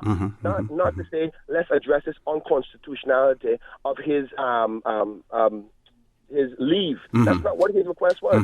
So again, I said, this is why I said, Mr. Miller, all you have to do is call me. You know that we have a level of respect for each other to assess what exactly is going on here, because you're right. This is a mess. It is a mess. The fact that I have to be talking to you on the radio is quite disturbing, rather than a call from you to say, and if you're a colleague, here's the responsibilities. I'm a senior person. I've been here for a long time. I have to see a request from you in the media? Or is this a political game? All right. So I mean, I didn't want to get in a battle with Mr. Miller or anybody for that fact, but I thought my decision through very thoroughly. And if I have made a mistake, I'm happy to change it. I'm not perfect, but you got to be clear on what you're requesting. Because if it's just to get McKeever out and you're playing and there's politics going on, then I need more details. If he has done what a lot of people is saying has happened, and I'm worried that if that comes out, how disappointed I'm going to be in him. But I think that it's only fair that I get the more details so I can make a confident decision, so I can look at Mr. Bush and say, I'm sorry, but it's time for you to go. And to wait a few more days, it seems as if they're willing to throw all of that out of saying, let's be sure about this. Mr. Bryan, just let me ask you a question, okay? Yes. The chair has now been vacated without permission of the majority of the members of the House. What are you going to do about that? Well, in respect to Mr. Miller's point, I guess you're probably right. I could say, why don't I start a request? Probably right. Okay. Well, Mr. McField, obviously I just said that if Mr. Miller's request was one of that, let's deal with the constitutionality of his leave of absence, that I would support that, right? So I think that is clear. I don't know if this is a trick question to try to tie me up, but I just answered that earlier. Okay. Just one more before you go, Mr. Bryan. You're almost like a panelist this morning. One of our listeners has written and said, does Kenneth believe that the police will make a public announcement on the findings of their investigation? Well, I'm glad you asked that question, because I was. Well, I didn't. One of our listeners, sir. No. I'm glad you asked the question on behalf of the persons out there who sent in, and I appreciate people interacting, because interaction with your people is very important. Sure. So I was thinking about that. So we look to the UK with a lot of our processes and how we handle matters, right? And the question is, if we were in the UK today and a public figure of the level of Mr. Bush was arrested or accused or whatever else, I can guarantee you the public interest, the police department would come back by now. And not only that, they wouldn't come back and say we can't say anything. Because they know it's a public interest case, they would give at least a foundation of where the investigation is at, because they know they have to keep the peace of the people. So the police department, to be honest with you, some direction needs to be focused on them and why they haven't said anything. I called the governor and I called the police commission. You know what the answer was? Well, we need to give them as much time as they need. And I go, what is a reasonable amount of time? And I think people are upset because we need some more answers. There's a lot of people who go, well, if this is wrong, I want to be able to stand strong and say, a 35-year serving member of the House, if I'm going to call him out, I want to make sure that I'm right. And we're depending on the authorities under the Constitution to give us that direction. And the longer it takes, the more damage it could possibly do as well. And Mr. Let me ask you another question. Since you're dwelling on this, you have read the statement of Mr. Bush? I think we've lost him. There's silence. I'm still here. Okay. Have you read the statement of Mr. Bush? I'm going to give you an opportunity to respond to that very quickly, because we're reaching the 9 o'clock news. Very quickly, Mr. Bryan, please. OC, I apologize. I have to go. I'm actually at my daughter's school. I have at 9 o'clock. Certainly. So I'll be happy to tune back in maybe in about 45 minutes. Excellent. Folks, please stay tuned for the record. We'll be back shortly. From district to district, moving through the waters to Cayman Brac and Little Cayman. Your station, your voice. All things Cayman. One radio, many people. This is home. Radio Cayman in the Cayman Islands. Today's biggest news. Radio Cayman. It's only 2 species that we have, on the island. Your voice, your choice. For today's biggest news. Access. Local, regional, international, this is headlines from Radio Cayman's newsroom team. Today's biggest news. Cayman Airways has been monitoring developments with relation to COVID-19, and they're actively working with the Health Services Authority, along with other public health officials, to ensure the continued safety of their passengers. In an effort to accommodate customers needing to make changes to their existing travel, Cayman Airways is waiving applicable fee changes. All new CAL tickets purchased between March 3rd and 16th will not be subject to fee change. For more information, call 949-2311. Travelers from countries with severe coronavirus outbreaks who arrive in some parts of China will have to undergo a 14-day quarantine. Travelers from the virus hotspots of South Korea, Japan, Iran, and Italy arriving in the capital will be isolated. Shanghai and Guangdong announced similar restrictions earlier. And U.S. Democratic presidential candidate Joe Biden has picked up 3 endorsements from former rivals on the eve of the most important day in the 2020 White House race so far. Amy Klobuchar and Beto O'Rourke all campaigned with the former U.S. vice president in Dallas, Texas. On Super Tuesday, voters in 14 states will pick their preferred Democratic candidate for November. Stay in touch with Radio Cayman for the latest in news and information. Follow Radio Cayman on social media, Facebook, Instagram, Twitter. Download the Radio Cayman app or log on to our website, www.radiocayman.gov.ky. Radio Cayman, your voice, your choice, your radio. For the Record with Orrett Connor. Initiating system. For information that matters. For the Record with Orrett Connor. Continues right now on Radio Cayman. Good morning and welcome back to For the Record. We have a few callers on hold. I think they may have been on hold for quite a while as well. First caller, good morning. Welcome to For the Record. Thanks for being so patient. Good morning, caller. Good morning, O.C. Good morning, sir. How are you? Not too bad, yourself? Yeah. Okay, we're getting an echo from you, from your phone. Maybe it's a little bit too loud. Okay. How's that? Go right ahead. It's difficult because it's all hooked up in my use it. Okay. Go. Mr. Miller and Mr. Maxfield, good morning, gentlemen. Good morning, sir. Good morning, sir. Mr. Miller? Yes, sir. Mr. Miller? I love you dearly, but, you know, I can call it like I hear it and I see it and I experience it. But I thought you were a little bit out of order this morning, threatening Kenneth the way you did about getting, or see if he continue on about the police report to cut him off the radio. I mean, from all of my years that I've listened to the talk show, it has always been OC's talk show. Yeah, but you understand the context in which that was said. Yes. The discussion was not about the police investigation, and I was very careful to lay that out, that that's not what we're talking about. Yeah. He kept going back to that, and I said, listen, I'm not prepared to have a conversation with you about that. You're absolutely right, but the way you threatened him, you could have... Well, that's my Miller blood boil up, and I apologize for that if I have to. But. Yeah, you could have did what you did not answer or not respond in any way, and just totally ignored it. But, you know, I don't think it was right personally, the way you did it. Good, that's okay. I appreciate that. Thank you very much, Mr. Miller. All right. Y'all have a good morning, and that's my 2 cents. Thank you very much, caller. Thank you very much for that. Next caller, good morning. Welcome to For the Record. Hello. Good morning. Good morning. How are you? Fine, thank you. Can I remain on hold to make a comment? Sure, go right ahead, yes.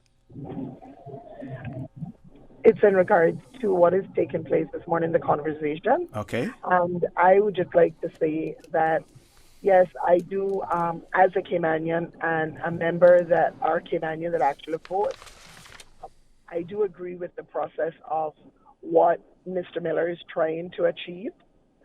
But I just want to say that at this point, I don't even think calling a meeting with the members to decide about the process of the leave of absence.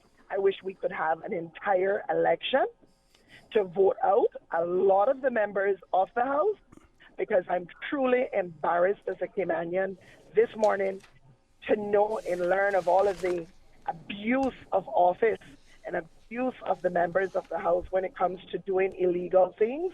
And we've seen it over the past month, what is happening. And I just wish that we could have a whole election. Coming soon. We could just take them all out. May is not soon enough for me. May is not soon enough for me.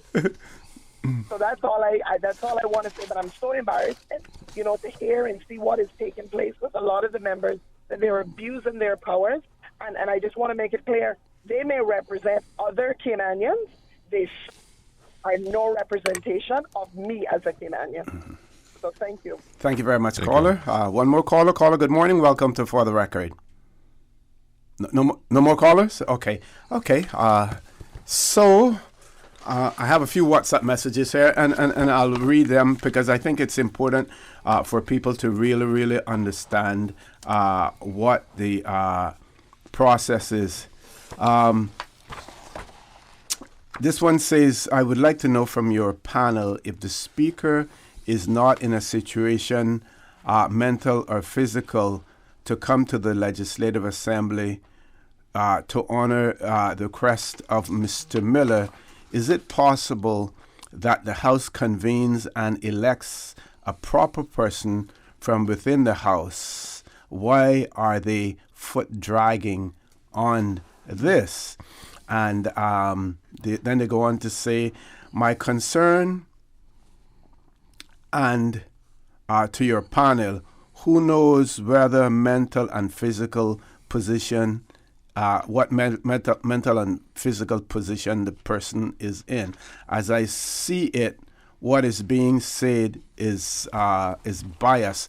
Suppose he were dead or in a hospital, I really now see and wish England would fill the Legislative Assembly building with representatives. No, not supporting that. But to answer the person directly, Section 72, I think it is of the Constitution. 72, right? yes. Clearly states, in the absence of the Speaker, the Deputy Speaker will be the person to set up. Right. Problem we have now is the Deputy Speaker has resigned on his own moral declarations and his notice of resignation. Right? So there is no Deputy Speaker now. But the Section 72 has a third section to it, which allows the member of the Legislative Assembly to elect any member who is not a minister to sit in the chair in the absence of the Speaker and the Deputy Speaker. But that would just be for that one meeting. Okay. Because we can elect a Deputy Speaker now because that position is vacant. Yes. We can't elect a Speaker because that position is not vacant, and you can't have two speakers. Okay, we're going to take a caller, but in the meantime, Dr. McPhail, I'm going to give you need to do some research here. It says, Mr. Connor, can you read and ask Mr. McPhail to explain Chapter 19, Paragraph 3, Paragraph 19.4 as it relates to the leave of absence. So we're going to take... that's 19 from of the Constitution? It says that's from Erskine May. I don't know if you have Erskine May. You don't have Erskine May, with you. Okay, let's grab the caller. Caller, good morning. Welcome to For the Record. Yeah, good morning, Mr. O'Connor. Good morning, sir. Good morning to your guest. Good morning. Good morning. First, I want to say, every time something happens in this country, we remember what happened when Mr. Bush get arrested before. A lot of people come out, those hopeful to run for election, and those have hate in their heart, trying to destroy this country, reputation, and they're trying to gain some political gain. But it's very shameful that some of those, the same ones that was always running after Mr. Bush because they want to get benefit when he was in government, today they are sitting and bashing and fighting against Mr. Bush. It is very shameful. Okay, caller, you do recognize that what we're talking about is the position of Speaker. What we're talking about here is the ability for the Speaker to take a leave of absence, whether or not the Premier has the authority or the power to grant a leave of absence. And we're looking at the role of the whole Legislative Assembly in terms of determining whether or not the Speaker is allowed to go on leave. That's really what we're discussing. We're not discussing Mr. Bush in any personal capacity. Yeah, and about the Deputy Speaker resignation, I think if really, the Deputy Speaker, Mr. Bernie, really concerned about this country, and concern about the stability of this country, why he resigned in this timing while Mr. Bush went into a leave of absence. That's a good question, caller. You have an answer for it? Yes, I think Mr. Bernie is listening to some other members of the House who trying to destroy this country by their actions. And you don't think that Mr. Bernie Bush, just like you, can have an opinion of his and can think for himself? Yeah, everyone can think for himself, but he is not thinking for himself. Somebody thinking for him, unfortunately. Okay, all right. And just last thing, please. Okay. I want to say to this female lady who is involved in this incident, I am just asking you. No, we're not going to go down that route. It's still a police investigation, so we're not going to go down that route for you to make any statement to that the individual who's allegedly involved in that. That's not what our discussion is going to be about this morning. Thank you, caller. You made some very good observation. Otherwise, then at that point, gentlemen. Mr. Bush, I mean, Mr. Orrett, I am comfortable in the positions I have taken, right? I believe that they are well grounded in the Constitution and the processes that should follow. And every other member is entitled to make up their own minds and have their own rationale. I said earlier that I had no difficulty with Mr. Bryan having taken the decision that he taken. I assumed he had a rationale he could explain to the people. You remember me saying that? So, I am not playing a political game here, right? This is about the institution that I am privileged by the people of Northside to serve in and upholding the dignity and the Constitution to which I took a Bible in my right hand and swore an oath to. Okay. That's my position. Okay, we're going to grab one more caller before we go to our next commercial break. Caller, good morning. Welcome to For the Record.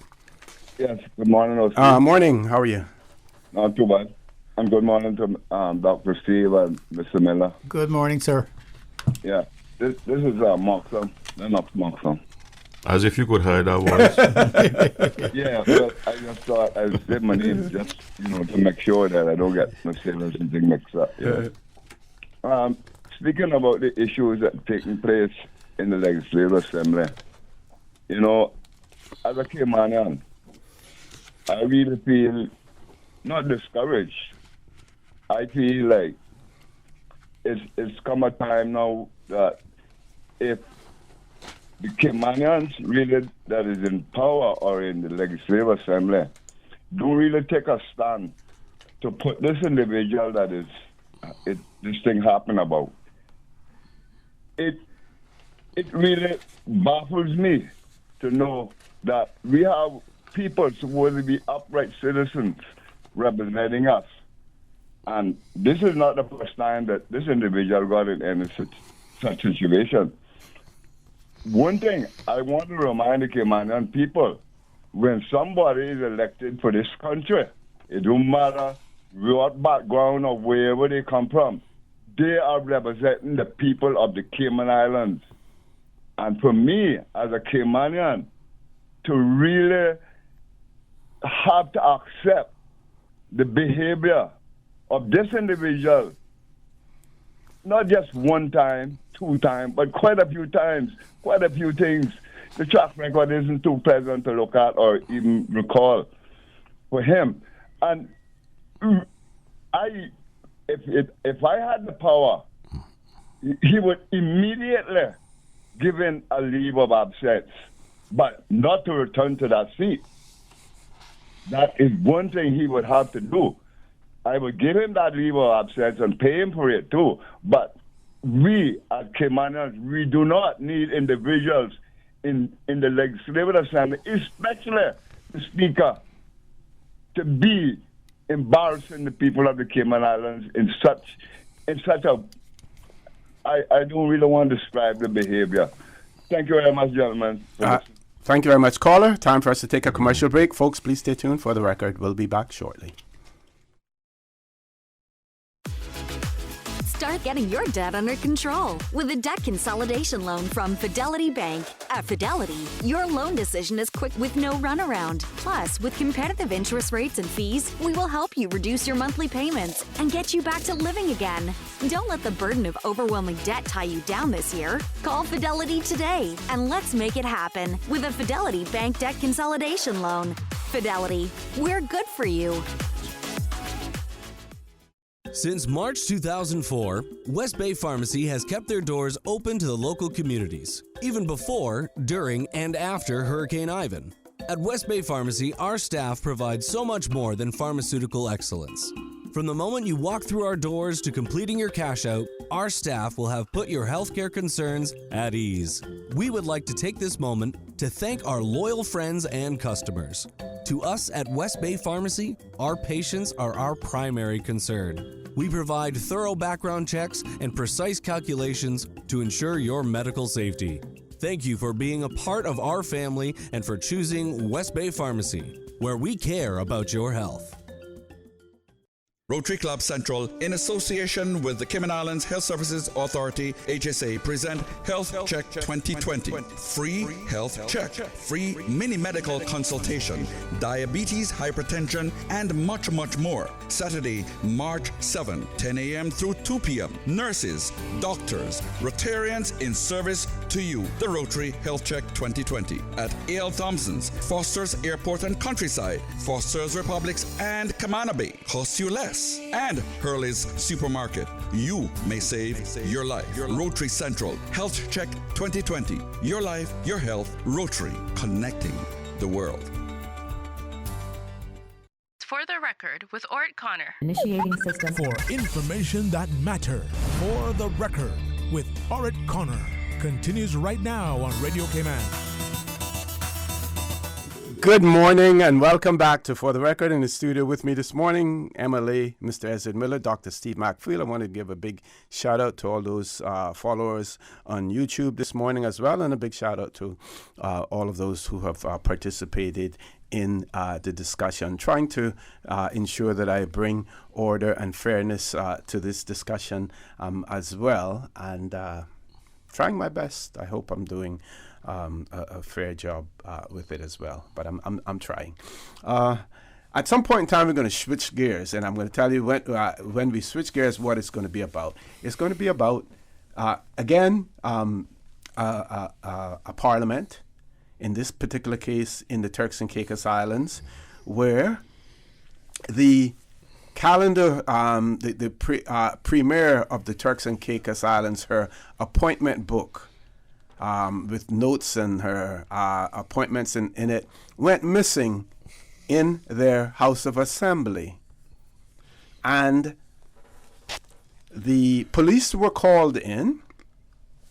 The members of the government bench agreed to be searched if necessary, but it seems as if 3 members of the opposition were searched, including one member who was interrogated at the airport because they had left to catch a flight to one of the other islands, and the police intercepted them there. Strip searches were conducted, and at some point in time, we want to talk about the police's ability to enter a House of Parliament and what that entails as well. But before we go there, I'm going to throw the mic back over to Mr. Miller and Dr. Steve Macfield. Gentlemen. But OC, like I said earlier, I am comfortable in the positions I have taken. They were not taken in no flippant way, right? I think that the mere fact that somebody of the caliber and knowledge of constitutional law of Dr. Macfield has confirmed what I said the position should be, right? It is a pretty good certificate that I'm on the right footing. One of the things that the public needs to know, and I've asked the Premier to do, is we need to know what are the terms and conditions of this, what is in my view unconstitutional and illegal leave of absence, right? Because that it is important that the people know what that is and what was agreed. You know, but I still think that it's a matter that needs to be dealt with by the Assembly in its totality, and I also believe that given the frequency or the recurrence of matters that, in my view, are embarrassing to the position of Speaker, or let's put it this way, do not necessarily promote the dignity of the position of Speaker, I think that has to be addressed, and the only way that I have under the standing orders and the Constitution is a vote of no confidence. I mean, I don't have 10 different things to do, right? And I can't. It is not fitting for me, and it is not for me as a member of sitting on the opposition bench, not a member of the opposition, but a member sitting on the opposition bench, to move a motion to grant the Speaker a leave of absence. The correct procedure is that the Speaker should apply to the Parliament, and that motion should be, his request should be tabled by the Premier, not by anybody on the opposition bench. That's right. Because he has to have the comfort that he's likely to be so granted because the majority has moved his motion. That's right. Right? Yes. And Mr. Good, I just found what I was looking for. Okay, Doc. Erskine May, and this is what Erskine May says. And I would just like to read this for your listeners. In 1855, on the report of a select committee, a standing order was agreed to which enabled the chairman of Ways and Means, as deputy speaker, to take the chair during the unavoidable absence or absence by leave of the House of the Speaker, and perform the Speaker's duties in relation to all proceedings in the House. The sanction of the consent of the Crown was given to the appointment of this committee, to the standing orders, and to its amendment. The provision of this standing order received statutory authority by the Deputy Speakers Act 1855, and the standing order has since been amended by a provision for the appointment of a first and second Deputy Chairman of Ways and Means. The start of the 2010 Parliament, these three posts have been filled by election. Whenever the House has been informed by the clerk of the table of the unavoidable absence or absence by leave of the House, both of the Speaker and of the Chairman of Ways and Means, the first Deputy Chairman entitled to perform the duties and exercise the authority of the Speaker in relation to all the proceedings in the House, and should the first Deputy Chairman also be absent, then these powers devolve upon the second Deputy. All through the history of parliaments, since this was established, the Speaker can undertake absence with leave of the House. With leave of the House.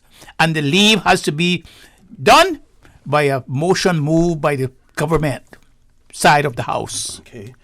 Now, unavoidable absence means if he has to go to a funeral, or if he has to go to the hospital for sickness, or if he has to go to a christening, or if he has to go to a meeting, or if he has to go to London to a parliamentary conference or something, that's unavoidable absence. But when he has to take leave, he has to get the leave. He has to get the leave of the House. The majority has to say yes. He can take a leave. Okay.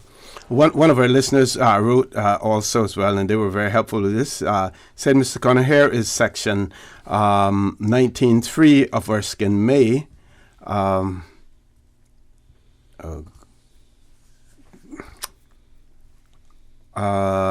Okay, here's of Erskine May.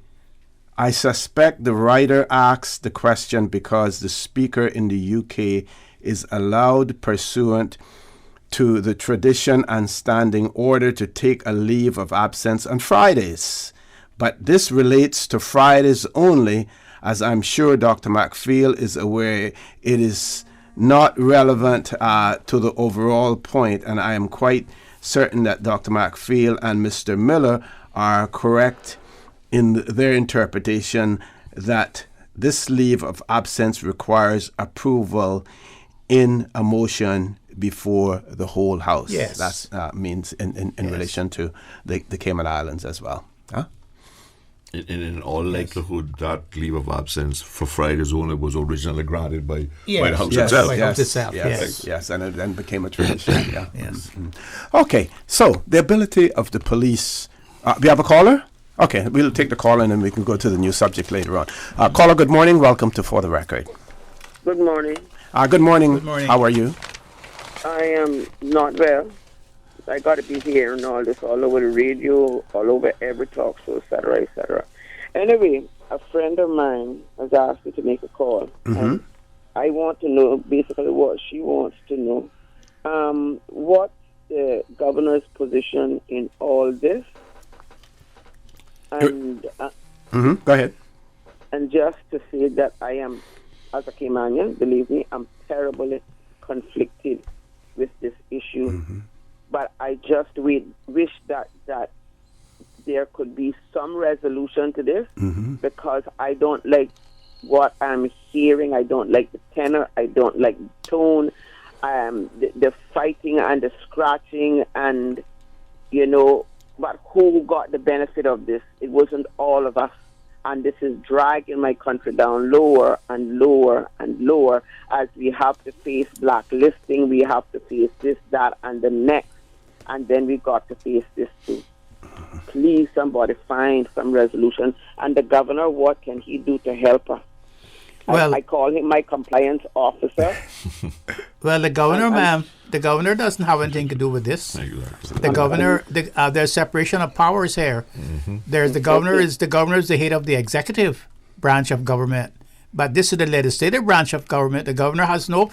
If you notice, the governor could come down to the legislative assembly before and do a lot of things there, but now the new amendment say he can only come down now to speak to them. He can't come down to have it taken functions. So the governor has nothing to do with it. This is a legislative procedure. This has nothing to do with the governor's functions. The governor's functions are laid out in the Constitution, and it does not give him any right to affair into the legislative branch of government. And let me just say this. The source of procedural authority. The operation of the House is governed by various rules and conventions, which in turn are source for the procedural authority exercised by the Speaker. There are three main sources of procedural authority: the Constitution, standing orders, and traditional practice. Those are the three sources that in which the House operates. The Speaker is the one who is the guardian of all of the source of procedural authority in the House. So the governor has nothing to do with it. That's why the governor has to be silent, because the only way the governor could have anything to do with it if he does what the police did in Caicos Island. He can't do that. Then he can't do that. The police went in and searched people in there, and that was illegal. Right. And that was unconstitutional. And if the governor even went down and tried to interfere, that would be unconstitutional. And I think you would not hear you would hear a lot about that in the UK and in the Commonwealth, in other Commonwealth countries. So the governor doesn't have any authority over whether the Mr. McKeever goes, whether he stays, or whether he takes a leave of absence. That is for the members of the Legislative Assembly who were voted in on a democratic election. Okay, then I guess my next option would be to look toward the one person who is standing at this time, the one elected person who is standing at this time, to offer me some way forward, some look-see, and that would be to kind of try to walk behind Mr. Ezard Miller. And I don't see any way forward for us except that one. I think we got to do the right thing. But what Mr. Miller is doing, Mr. Miller is simply trying to uphold the Constitution. Mr. Miller hasn't done anything untowards. Mr. Miller is trying to say what has happened in London when the speaker, the presiding officer, unilaterally gave himself a leave of absence is unconstitutional. So what's wrong with that? And that's what he's trying to address. I mean, you mean to tell me that people do not they haven't read their Constitution, or they do not understand it? We have been trying to explain that to them all through. I have been on Orrett show for years and years and years trying to do that. And we have seen the court now uphold our constitution and their decisions as well. Yes. So that's all Mr. Miller is doing. Like I said, that right there, I will have to walk behind Mr. Miller with this one. Thank you. The support is appreciated. Okay, thank you very much, caller. We have another caller. We're going to take a commercial break first, Miss Susan, and then we will take the caller after. So, caller, hang in there. For the record, we'll be back shortly. 2020 means perfect vision, and if you have your sights set on driving a new hybrid, then the time is now to check out the new RAV4 and CHR. Hold up.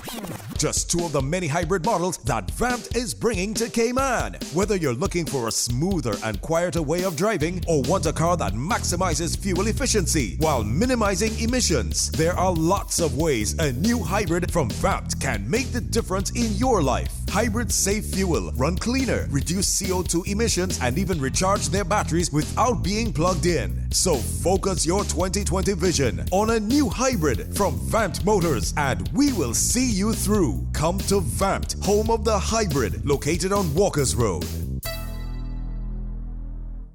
At Seaboard Marine, customers often ask us questions about their shipments. Hi, I'm thinking of buying a car from the States. Which port do you ship out of? Hi, we ship out of Miami, Houston, and Brooklyn. Just let us know your port of choice and we can provide you with a quotation and answer any questions you may have on ensuring and protecting your vehicle during its journey. Shipping shore to shore, Seaboard.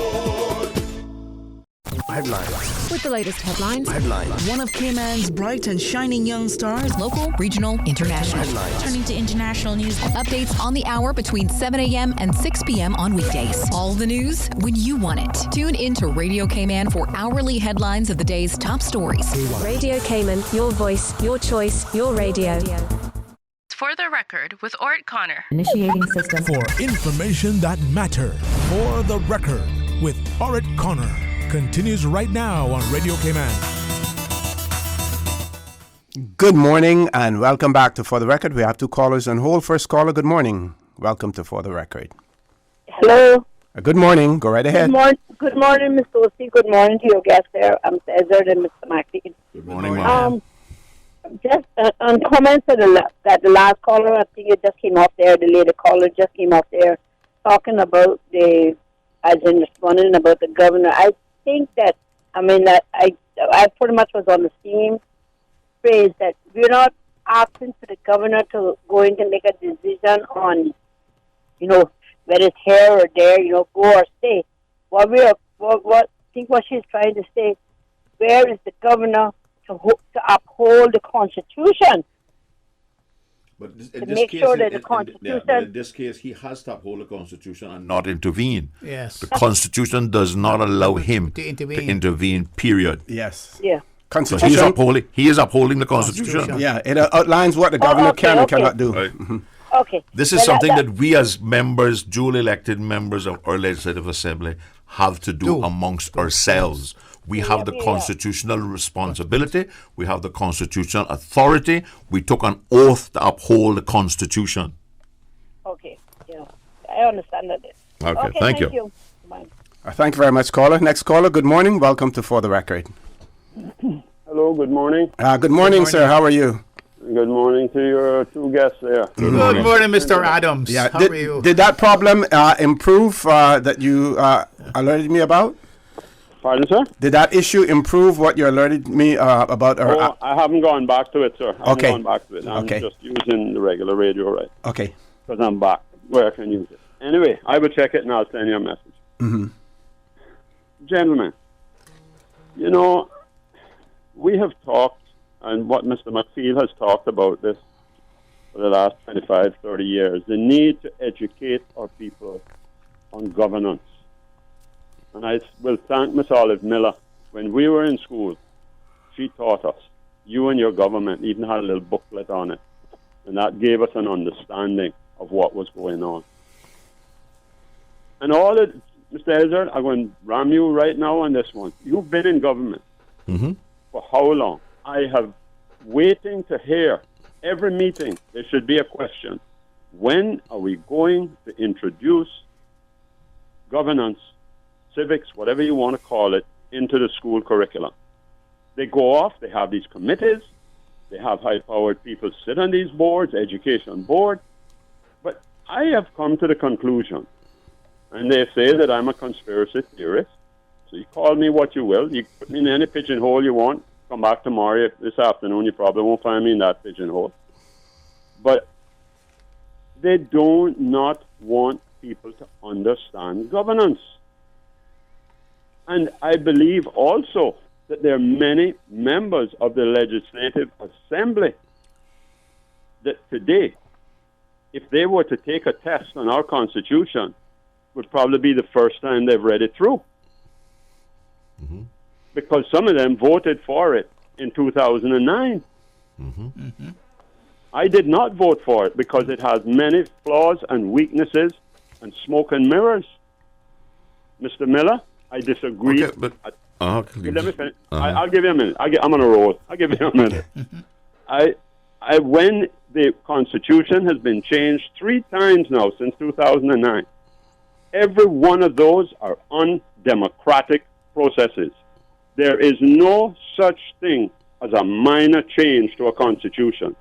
Every change to the Constitution, if it is going to be a democratic Constitution in any shape or form, and I know we don't live in a democracy, but we live in monarchical parliamentary governance.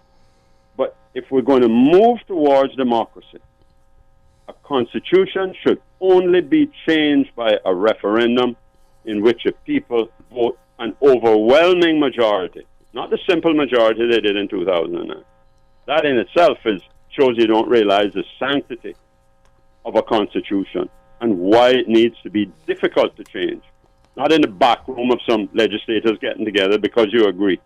One afternoon you won't do it, the following morning they're shaking hands down there. Sorry. Doesn't cut the mustard for me. Mr. Miller, you were saying something, sir. Sorry. Yeah. Well, I would like Mr. Miller to repeat what he said during the break about what we have not the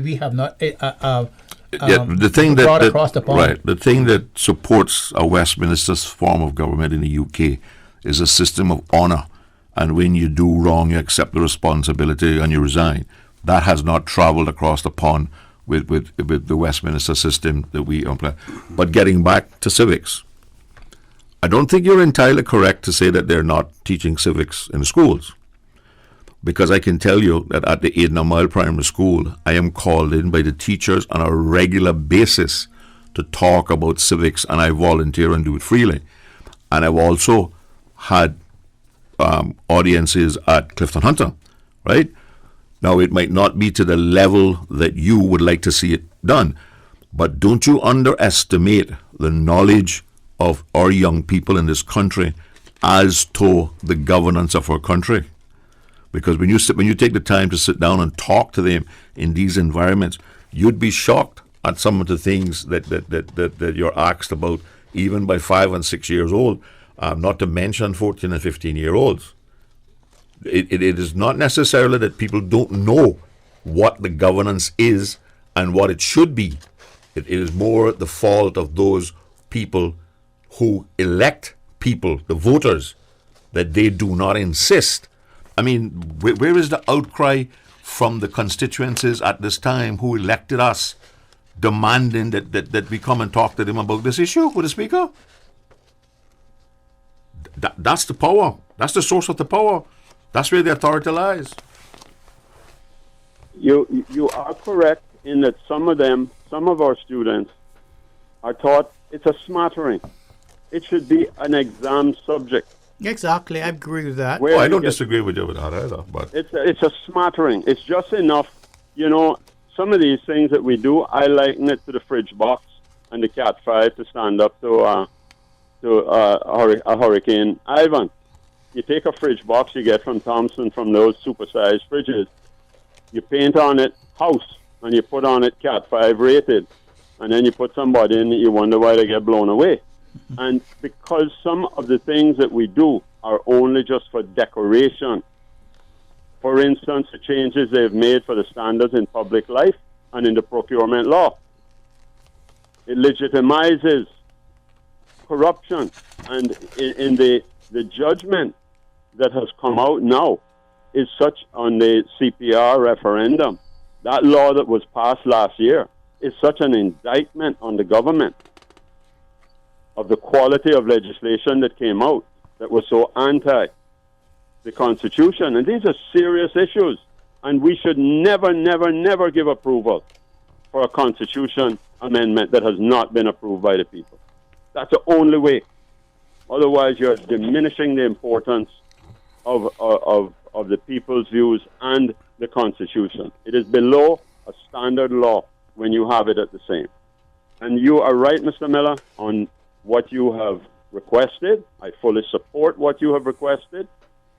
I know, speaking personally, there's a history of activity that goes into the whole thing. And it's, as you rightly say, the image that we portray overseas with behavior that has taken place. I have seen some of it personally. I can speak to it personally, going back as far as December 7th to the 9th in 2002 in London, discussing Constitution. So the meeting should be called. And as regards our government taking on responsibility, more and more governance, it doesn't appear as if the elected people have earned the right to that because they're not doing and fulfilling the role that needs to be fulfilled if we are going to take responsibility. And I will remind them, Mr. McPhail is aware of this. In the 1800s, 1864 through to 1866, up to that time, Jamaica had full internal self-government. Mm-hmm. And then you had the tragedy of Morant Bay. Mm-hmm. And when that occurred, Jamaica was in such a mess legislatively. 350,000 people and only 1,750 had the right to vote. Mm-hmm. And Jamaica was in such a mess governance-wise because the boys thought that they controlled everything. They got in such a mess that they voted to go back to be a colony. And they were a colony without a constitution until April of 1944. And don't believe in Boris Johnson and with the Brexit and that if we don't use the Constitution the way it's going to be, they will give you the rope. Just like when you're fishing, Mr. Miller. You give it because you won't be sure that hook is down in the gullet good. So when you get that big fish and you jerk, it don't come out his mouth. Well, I think we have allowing ourselves to go right, get in. But I think we have a bigger responsibility to encourage the electorate and the people who live in the constituencies to hold their representatives to the high standard that they should be held, and that they be consulted on all matters, not just the Constitution. Mm-hmm. I agree. Right? Mm-hmm. But you must remember now that you elect representatives, you don't elect delegates. Mm-hmm. Okay. Caller, I want to thank you very much for that. We're going to take our last commercial break. Folks, please stay tuned. For the record, we'll be back shortly. Insurance is complicated. Make your life easier and better protected with comprehensive financial solutions from FIS Insurance Brokers with plans from life, health, property insurance, motor, public liability, and professional liability insurance. Whether you're protecting your family or your business, leave nothing to chance. Understand your options and protect yourself for the future. Speak to your FIS Insurance Broker agent today, located on Shedden Road by MoneyGram, or call 623-5616.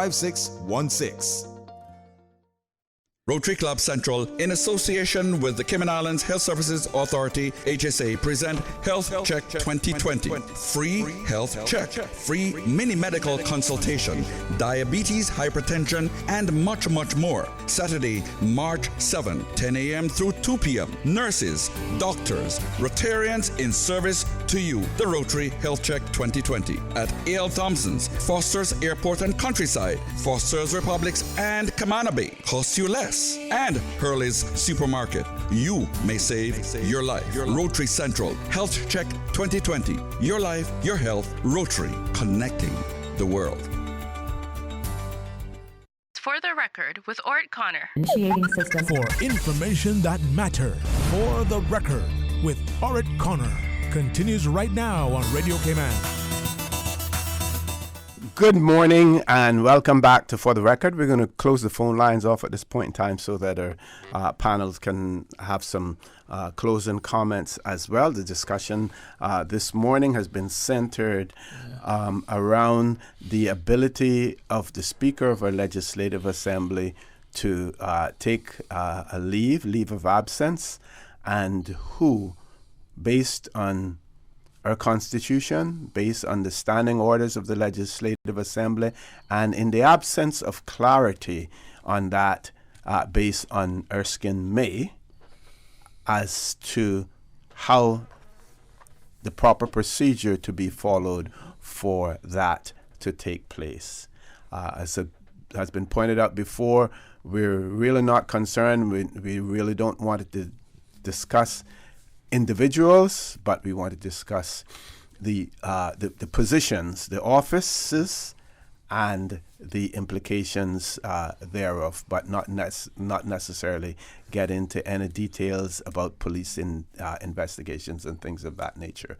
I also mentioned the fact that some members in the House of Assembly in the Turks and Caicos Islands had been searched because of the Premier's calendar or diary being missing, and Erskine May. There was a memorandum that was issued by the Clerk of the House of Commons, and that was after the arrest of Damian Green. I don't know if you all remember. If you remember that, Damian Green was a member of the House, and the searching by police of his office within the parliamentary estate on the 27th of November 2008, and that had raised issues about the application of parliamentary privilege to such a matter and the correct procedures which should be followed when such events arise. So the clerk of the House then produced this paper and issued it, and they pointed out that they considered the matters of arrest and search separately in that memo that was sent out, and it spoke about arrest of members. It has always been recognized that the privilege of freedom from arrest does not apply to criminal proceedings. The committee recognized that limitations on privileges as early as 1429, and the principle has been reiterated on occasion ever since. In 1926, the Speaker ruled that a member of this House is, with regard to the criminal law, in exactly the same position as any other person.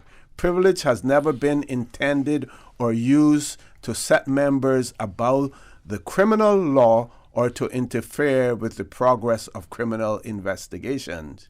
And it goes on to say there is nothing to prevent a member from being arrested on the parliamentary estate. In 1815, for example, Lord Cochrane was arrested while seated on the government front bench, but before the House was sitting.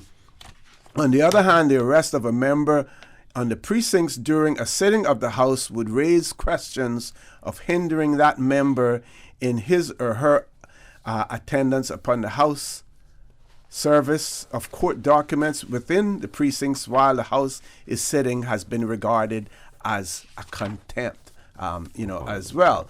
Goes on to say that freedom from arrest in civil proceedings, such as for debt, has been asserted by the House from early times. For instance, in 1340, the King released a member from prison during the Parliament following that in which he had been prevented by his detention from taking his seat. The basis of this freedom from arrest in civil matters was that members of the House needed to be available to take part in its proceedings. However, as the Joint Committee pointed out in 1999, the immunity, and this is a quote, the immunity lost most of its importance in 1870 when, within few exceptions, imprisonment for debt was abolished. I believe we have a voice note. Ms. Susan's going to play that voice note for us.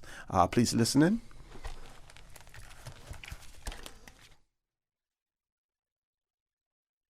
Good morning, Mr. Connor, and to your panel. I'm just calling to say a few words concerning Mr. Kenneth Bryan. I have listened to him as he have grown in that legislative assembly. And I must say, I am very, very pleased to say he's a Caymanian at heart. I am also very pleased to say he's a very honorable person. I like the way he speaks with honesty and integrity and kindness. No matter whatever the position he's taking on this issue with Mr. Bush, notwithstanding that. But on a whole, I find him to be a very humble young man. And to the people who he represents in Georgetown, I want to say you are very lucky to have a young man like him representing you. I do hope everything goes well with this situation, because a lot of persons have some likes and some dislikes for Mr. Bush. But those, I believe, we're going to have to put aside and really look at the facts. That's all I have to say. Good morning. I want to thank that caller for that. Very, very, very, very clear in her position. And, I must say that, over the years, Mr. Bryan has matured, quite well. And not to say that in one term in the Legislative Assembly that you learn everything. And he's also shown his willingness, to listen, to understand, and and to learn as well. Gentlemen, we have about 7 minutes left. Doc? Well, I would just like to say, Mr. For the record, that the Speaker and the Premier, if he gave permission for the Speaker to take a leave of absence from the House, that was a preemptive action that is unconstitutional, and sometimes we have to take the necessary action, and we have to face reality. The Honourable Speaker, in doing that, flouts the Constitution and the standing orders of the House, and does not comply with the established procedure and parliamentary procedures and practice and procedures. The Honourable Speaker gave himself a leave of absence outside the scope of the Constitution and the standing orders. That arbitrary act is completely unconstitutional. The authority for the Speaker leave of absence is derived from its elected members, by all of them in the House, who have been elected by the people, who voted under the free and fair parliamentary and democratic elections. They are the authority. If any punitive action should have been taken or need to be taken against Mr. Bush, it will be them inside the House on a motion that will be brought by the opposition for punitive action or by the government itself. But for any leave of absence, it is quite clear under the Constitution, under tradition, and under Erskine Mays that can only be brought by a motion in the Legislative Assembly, before the Legislative Assembly, by a member of the government. What has happened, in my opinion, is a contempt of the House. The House is the judge and the jury. The Speaker is neither judge and jury in this incident. It is for the members to determine the action that has to be taken. The chair has no authority to suspend itself. And I would say that what has happened now is a complete breach of the Constitution, and something needs to be done to bring the House back into good standing. Okay, Mr. Miller? Yeah, well, OC, like I said earlier, I am. If my assessment of the situation and the self-diagnosis and self-treatment and self-granting of an absence of leave is wrong, then one has to question if that the Speaker knowingly goes against the requirements of the Constitution. I don't think we have any choice, but any Speaker who does that should face a no-confidence vote and be removed from office. Now, I've also said that I'm a human being, and I would acquiesce to a proper plan of treatment for his self-identified problems that he has, right? But that is one thing. The fact that the Constitution has been so breached, right? We have no alternative but to move a motion of no confidence in the Speaker. Because we have to maintain the standard so that other speakers don't come in and feel that they can do other things under the Constitution that are not necessarily constitutional. So I am confident and comfortable in my position. But I'd just like to do two other things. Sure.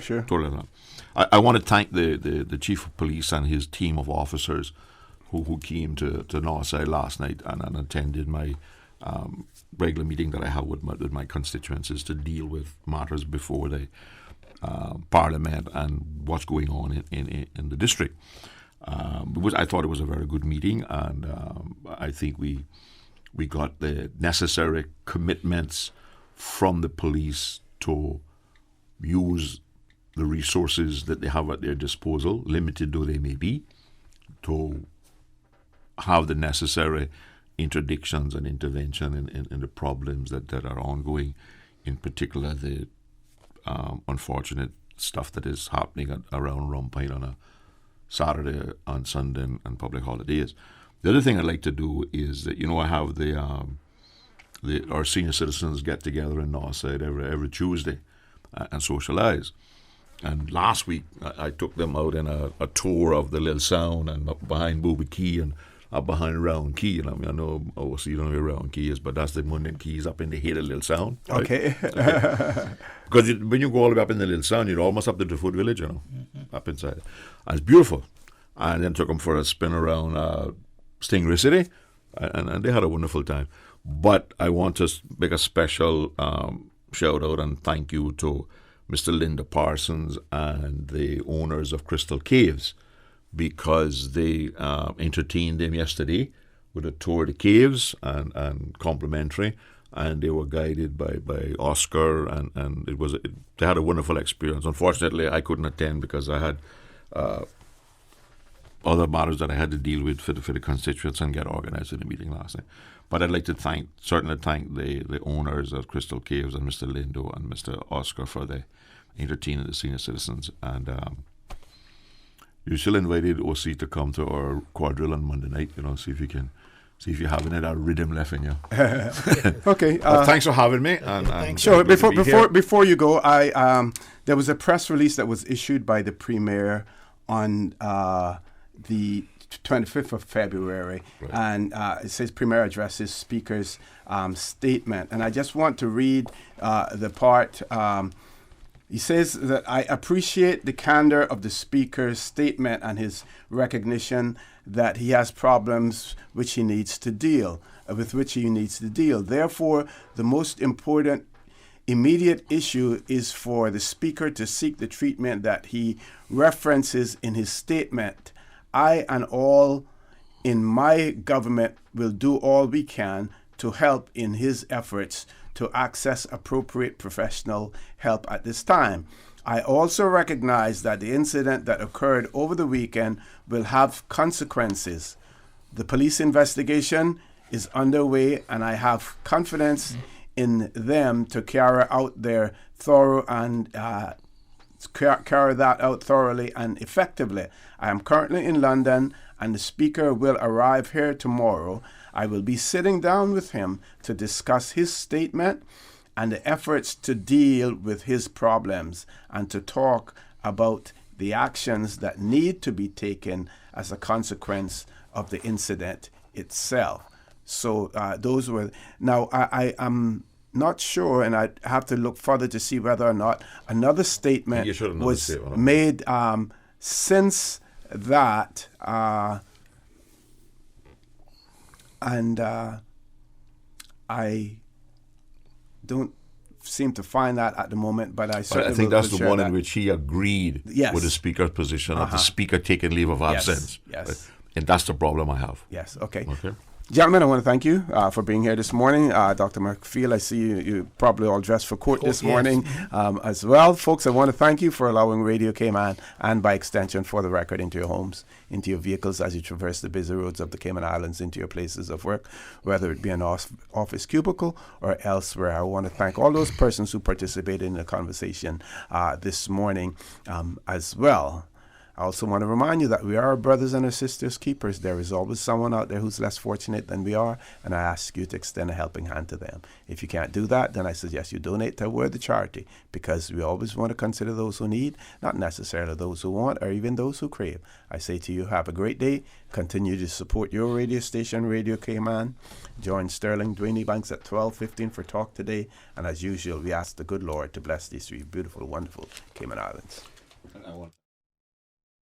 For the Record is brought to you by Vamped Motors, the only authorized Ford and Toyota dealership serving the Cayman Islands. Cayman Pharmacy Group, with a location in West Bay and professional pharmacy at CTMH Doctors Hospital. The Cayman Pharmacy Group has a location for you just around the corner. Seaboard Marine, with over 35 shipping ports, find your shipping solution by calling 949-4977 or visit seaboardmarine.com for competitive rates. FIS MoneyGram, the safest and most convenient way to send money worldwide. MoneyGram, bringing you closer. And Fidelity Bank. Fidelity, we're good for you. Today's biggest news. Radio Cayman. It's only two species that we have, on the island. Generations present. Your voice, your choice. For today's biggest news. Access to information. Local, regional, international. This is headlines from Radio Cayman's newsroom team. Today's biggest news. The Premier and the Cayman delegation returned from London on Friday after a series of meetings, which included a meeting with the Prince of Wales at Highgrove House at his private residence, as well as separate meetings with the Right Honourable Connor Burns, the Minister of State for the Department of International Trade, and Sir Edward Lister, the Chief Strategic Advisor to UK Prime Minister Boris Johnson. Joe Biden has won 9 of the 14 states that voted to pick a Democratic White House candidate on Super Tuesday, a remarkable rebound for his campaign. The former U.S. Vice President overturned predictions to narrowly take the key state of Texas from his main challenger, Bernie Sanders. However, Mr. Sanders is projected to win California, the biggest prize of the night, as well as 3 other states. And Italy is considering closing schools and universities until mid-March, according to media. Iran reports 15 deaths now from the coronavirus, bringing the total there to 92. And hospitals in the UK are asked to carry out consultations by video link to reduce the risk of infection. Those are your headlines. I'm Karsley Fuller. Stay in touch with Radio Cayman for the latest in news and information. Follow Radio Cayman on social media, Facebook, Instagram, Twitter. Download the Radio Cayman app or log on to our website, www.radiocayman.gov.ky. Radio Cayman, your voice, your choice, your radio. RC Fusion. Brought to you by Nathan General Maintenance and Construction. You break it, they fix it. Call the